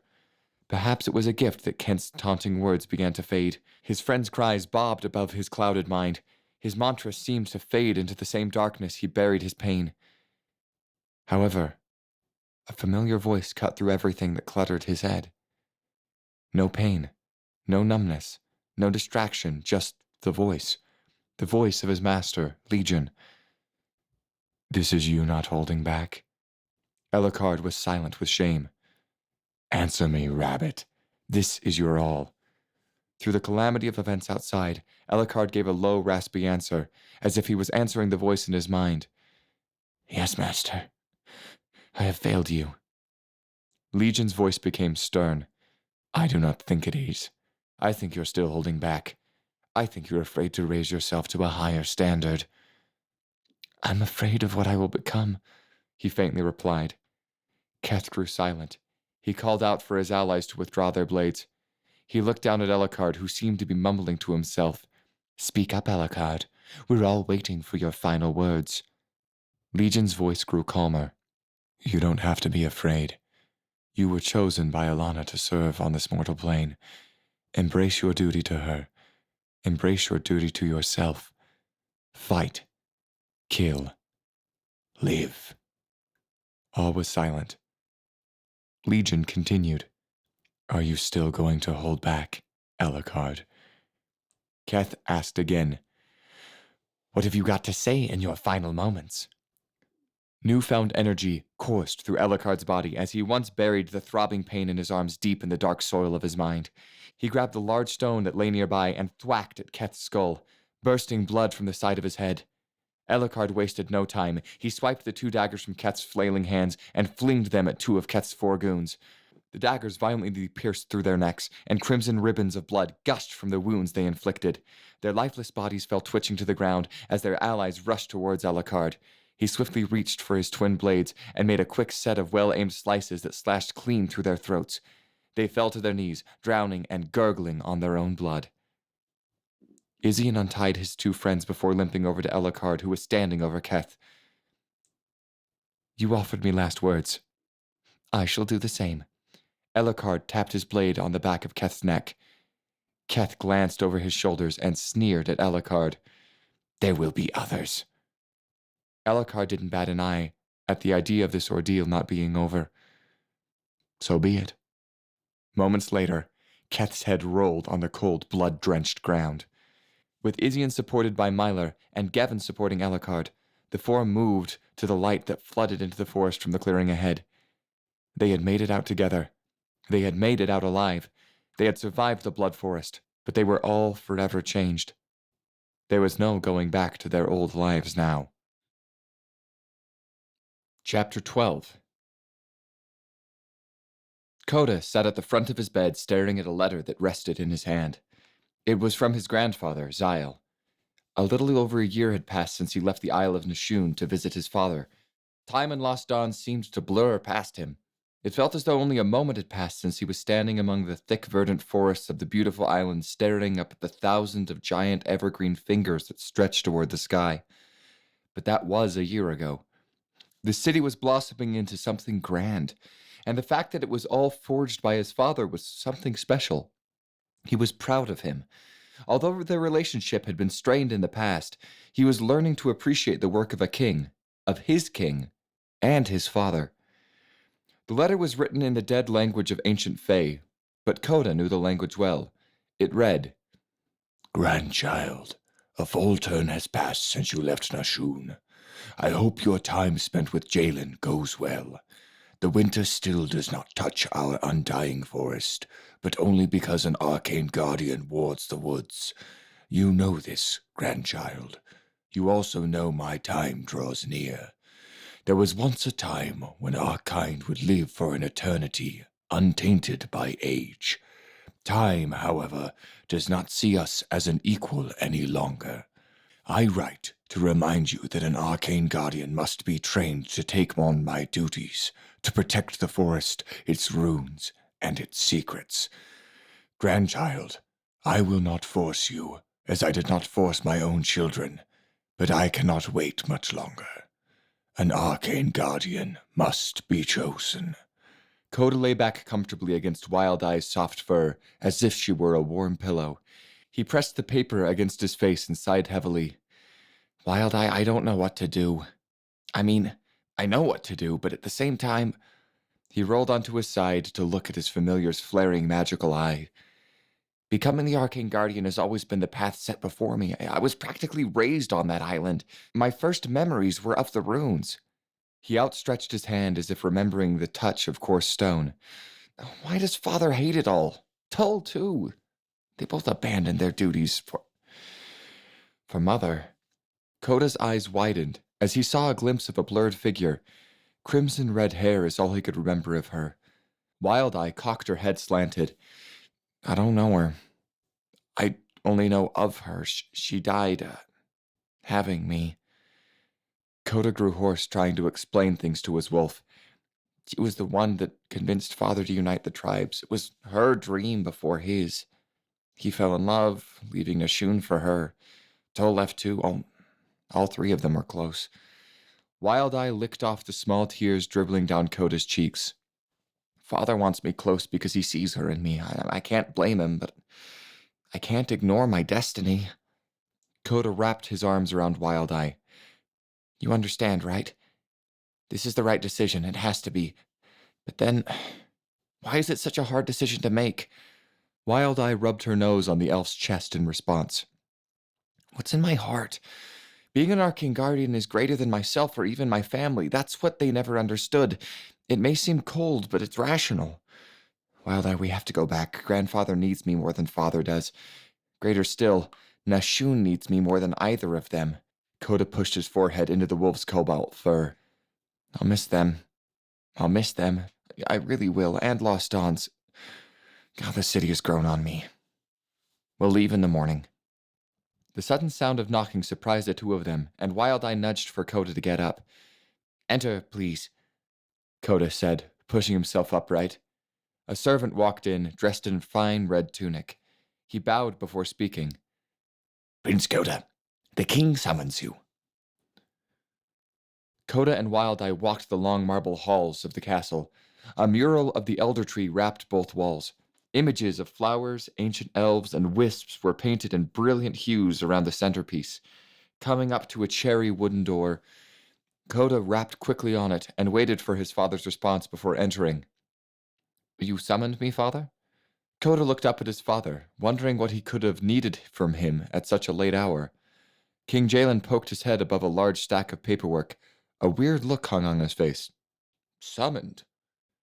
Coda chuckled in his choice of words. You called for me. Jalen skidded his chair back away from his writing desk before relaxing a leg across his knee. Your tutor tells me you finished your studies. All high marks. Any particular areas where you might consider future studying? Perhaps politics? Coda's eyes flinched with a sting of annoyance. Father, I know where you're going with this. We've discussed this. In fact, a letter from Nashun arrived this afternoon. My time here is at an end. I must go back. You are next in line to become king. You know well I won't live forever. With the amount of enemies I have, it is all too likely that it won't be age that kills me, Jalen said. Father, don't say that, Coda protested, his face flushed with anger at the thought of his father meeting a clandestine end. Jalen stood gesturing with his hands. Lost Dawn needs an heir. I need an heir.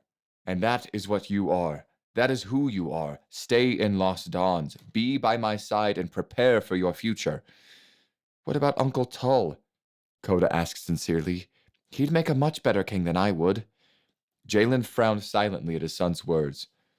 Tull is my brother, and you are my son. As long as I have a Dawn-Edge child in line for the crown, Tull's rightful place is at our side, not on the throne. You know this. What of the Elven Lords? Coda asked with a tinge of desperation in his voice. This wasn't his destiny. It couldn't be his destiny. Jalen uncrossed his legs and leaned forward in a manner that did not send a welcoming message to his son. He seethed beneath the surface, and Coda knew that his suggestion infuriated his father. Before Jalen could respond, Coda spoke up once more. Father, you see me as the next king, but grandfather sees me as the next arcane guardian. What am I to do? I stand at a crossroads where the future of the realm hinges on my decision. Xyle, that old fool. My son, arcane guardian, is a dead title.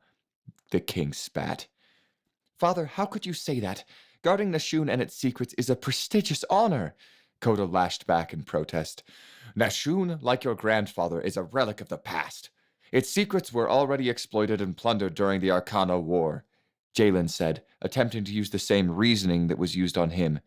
So because you and Tull have turned your backs on your sacred duties, I must do the same? Growled Coda angrily. Jalen thrust an index finger under his son's nose. Hold your tongue. Don't you forget who I am. Coda was silent, clenching his teeth and scowling. Hot tears formed in his eyes.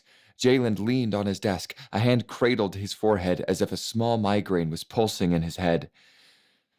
Coda, I don't think you realize what we've created here, what your mother has created. We aren't some simple town. We are a nation, and I lead our people. We aren't alone in this world either. There are many, many others. Other rulers, other nations. They will be looking to us to contribute to this world. You wish to protect Nashun? Nashun is now part of Long Whisper, and everyone here looks towards us for protection. The time of the Ancient Guardian has passed. It is not past. Coda stomped his foot in aggravation. Jalen took a long breath. You wish to continue your studies?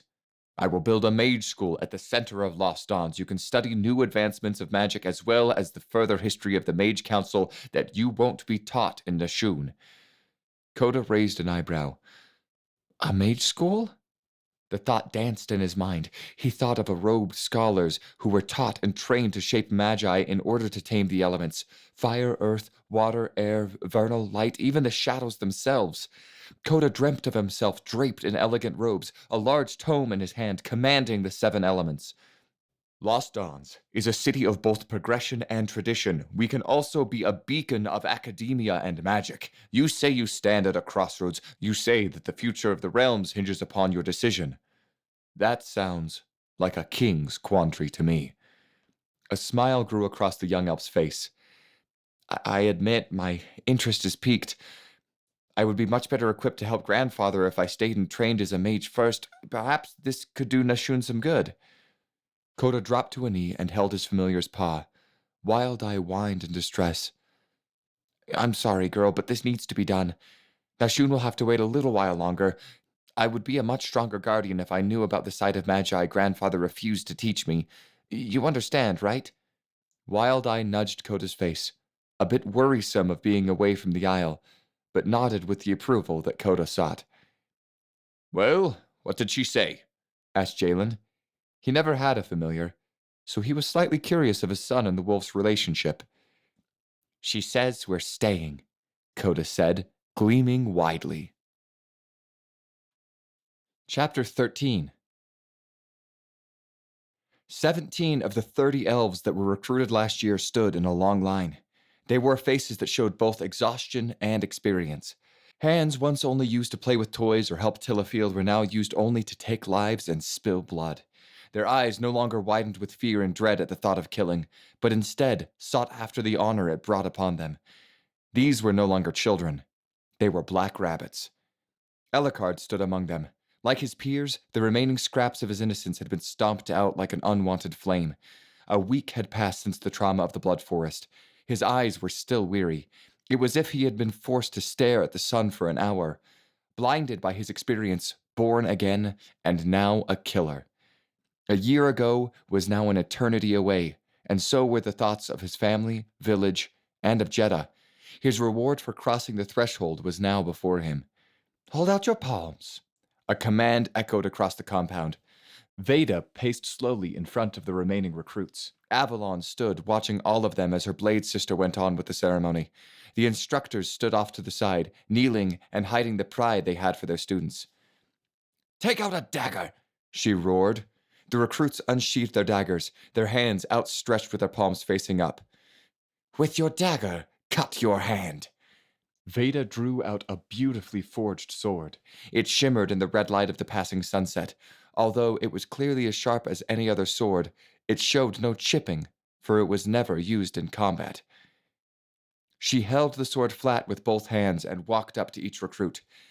Shed your blood upon this blade, for it is all that you now hold dear. It is Alana. It is your silent master. It is your high blade. It is your first blade. It is your clan. It is yourself. Ellicard trickled his blood drops on the blade. Each command shouted at him he followed without a second thought. He was like them now, his new heroes, his new comrades, his new family. He would kill for them and he would die for them. All for Alana. All for the clan. Never before had he felt such loyalty for a cause. Veda passed the blade by each black rabbit who watched from the sidelines. Each bowed to the sword as if it was sacred. Veda continued. You are now bound to each of us, as we are now bound to you. Your hand will heal, but this binding will never be severed. Finally, she handed the sword to Avalon, who bowed to it and sheathed it back into its scabbard. Veda nodded to her blade sister, signaling her to finish the speech. Even in death, you will have that bond. Congratulations. You are now black rabbits.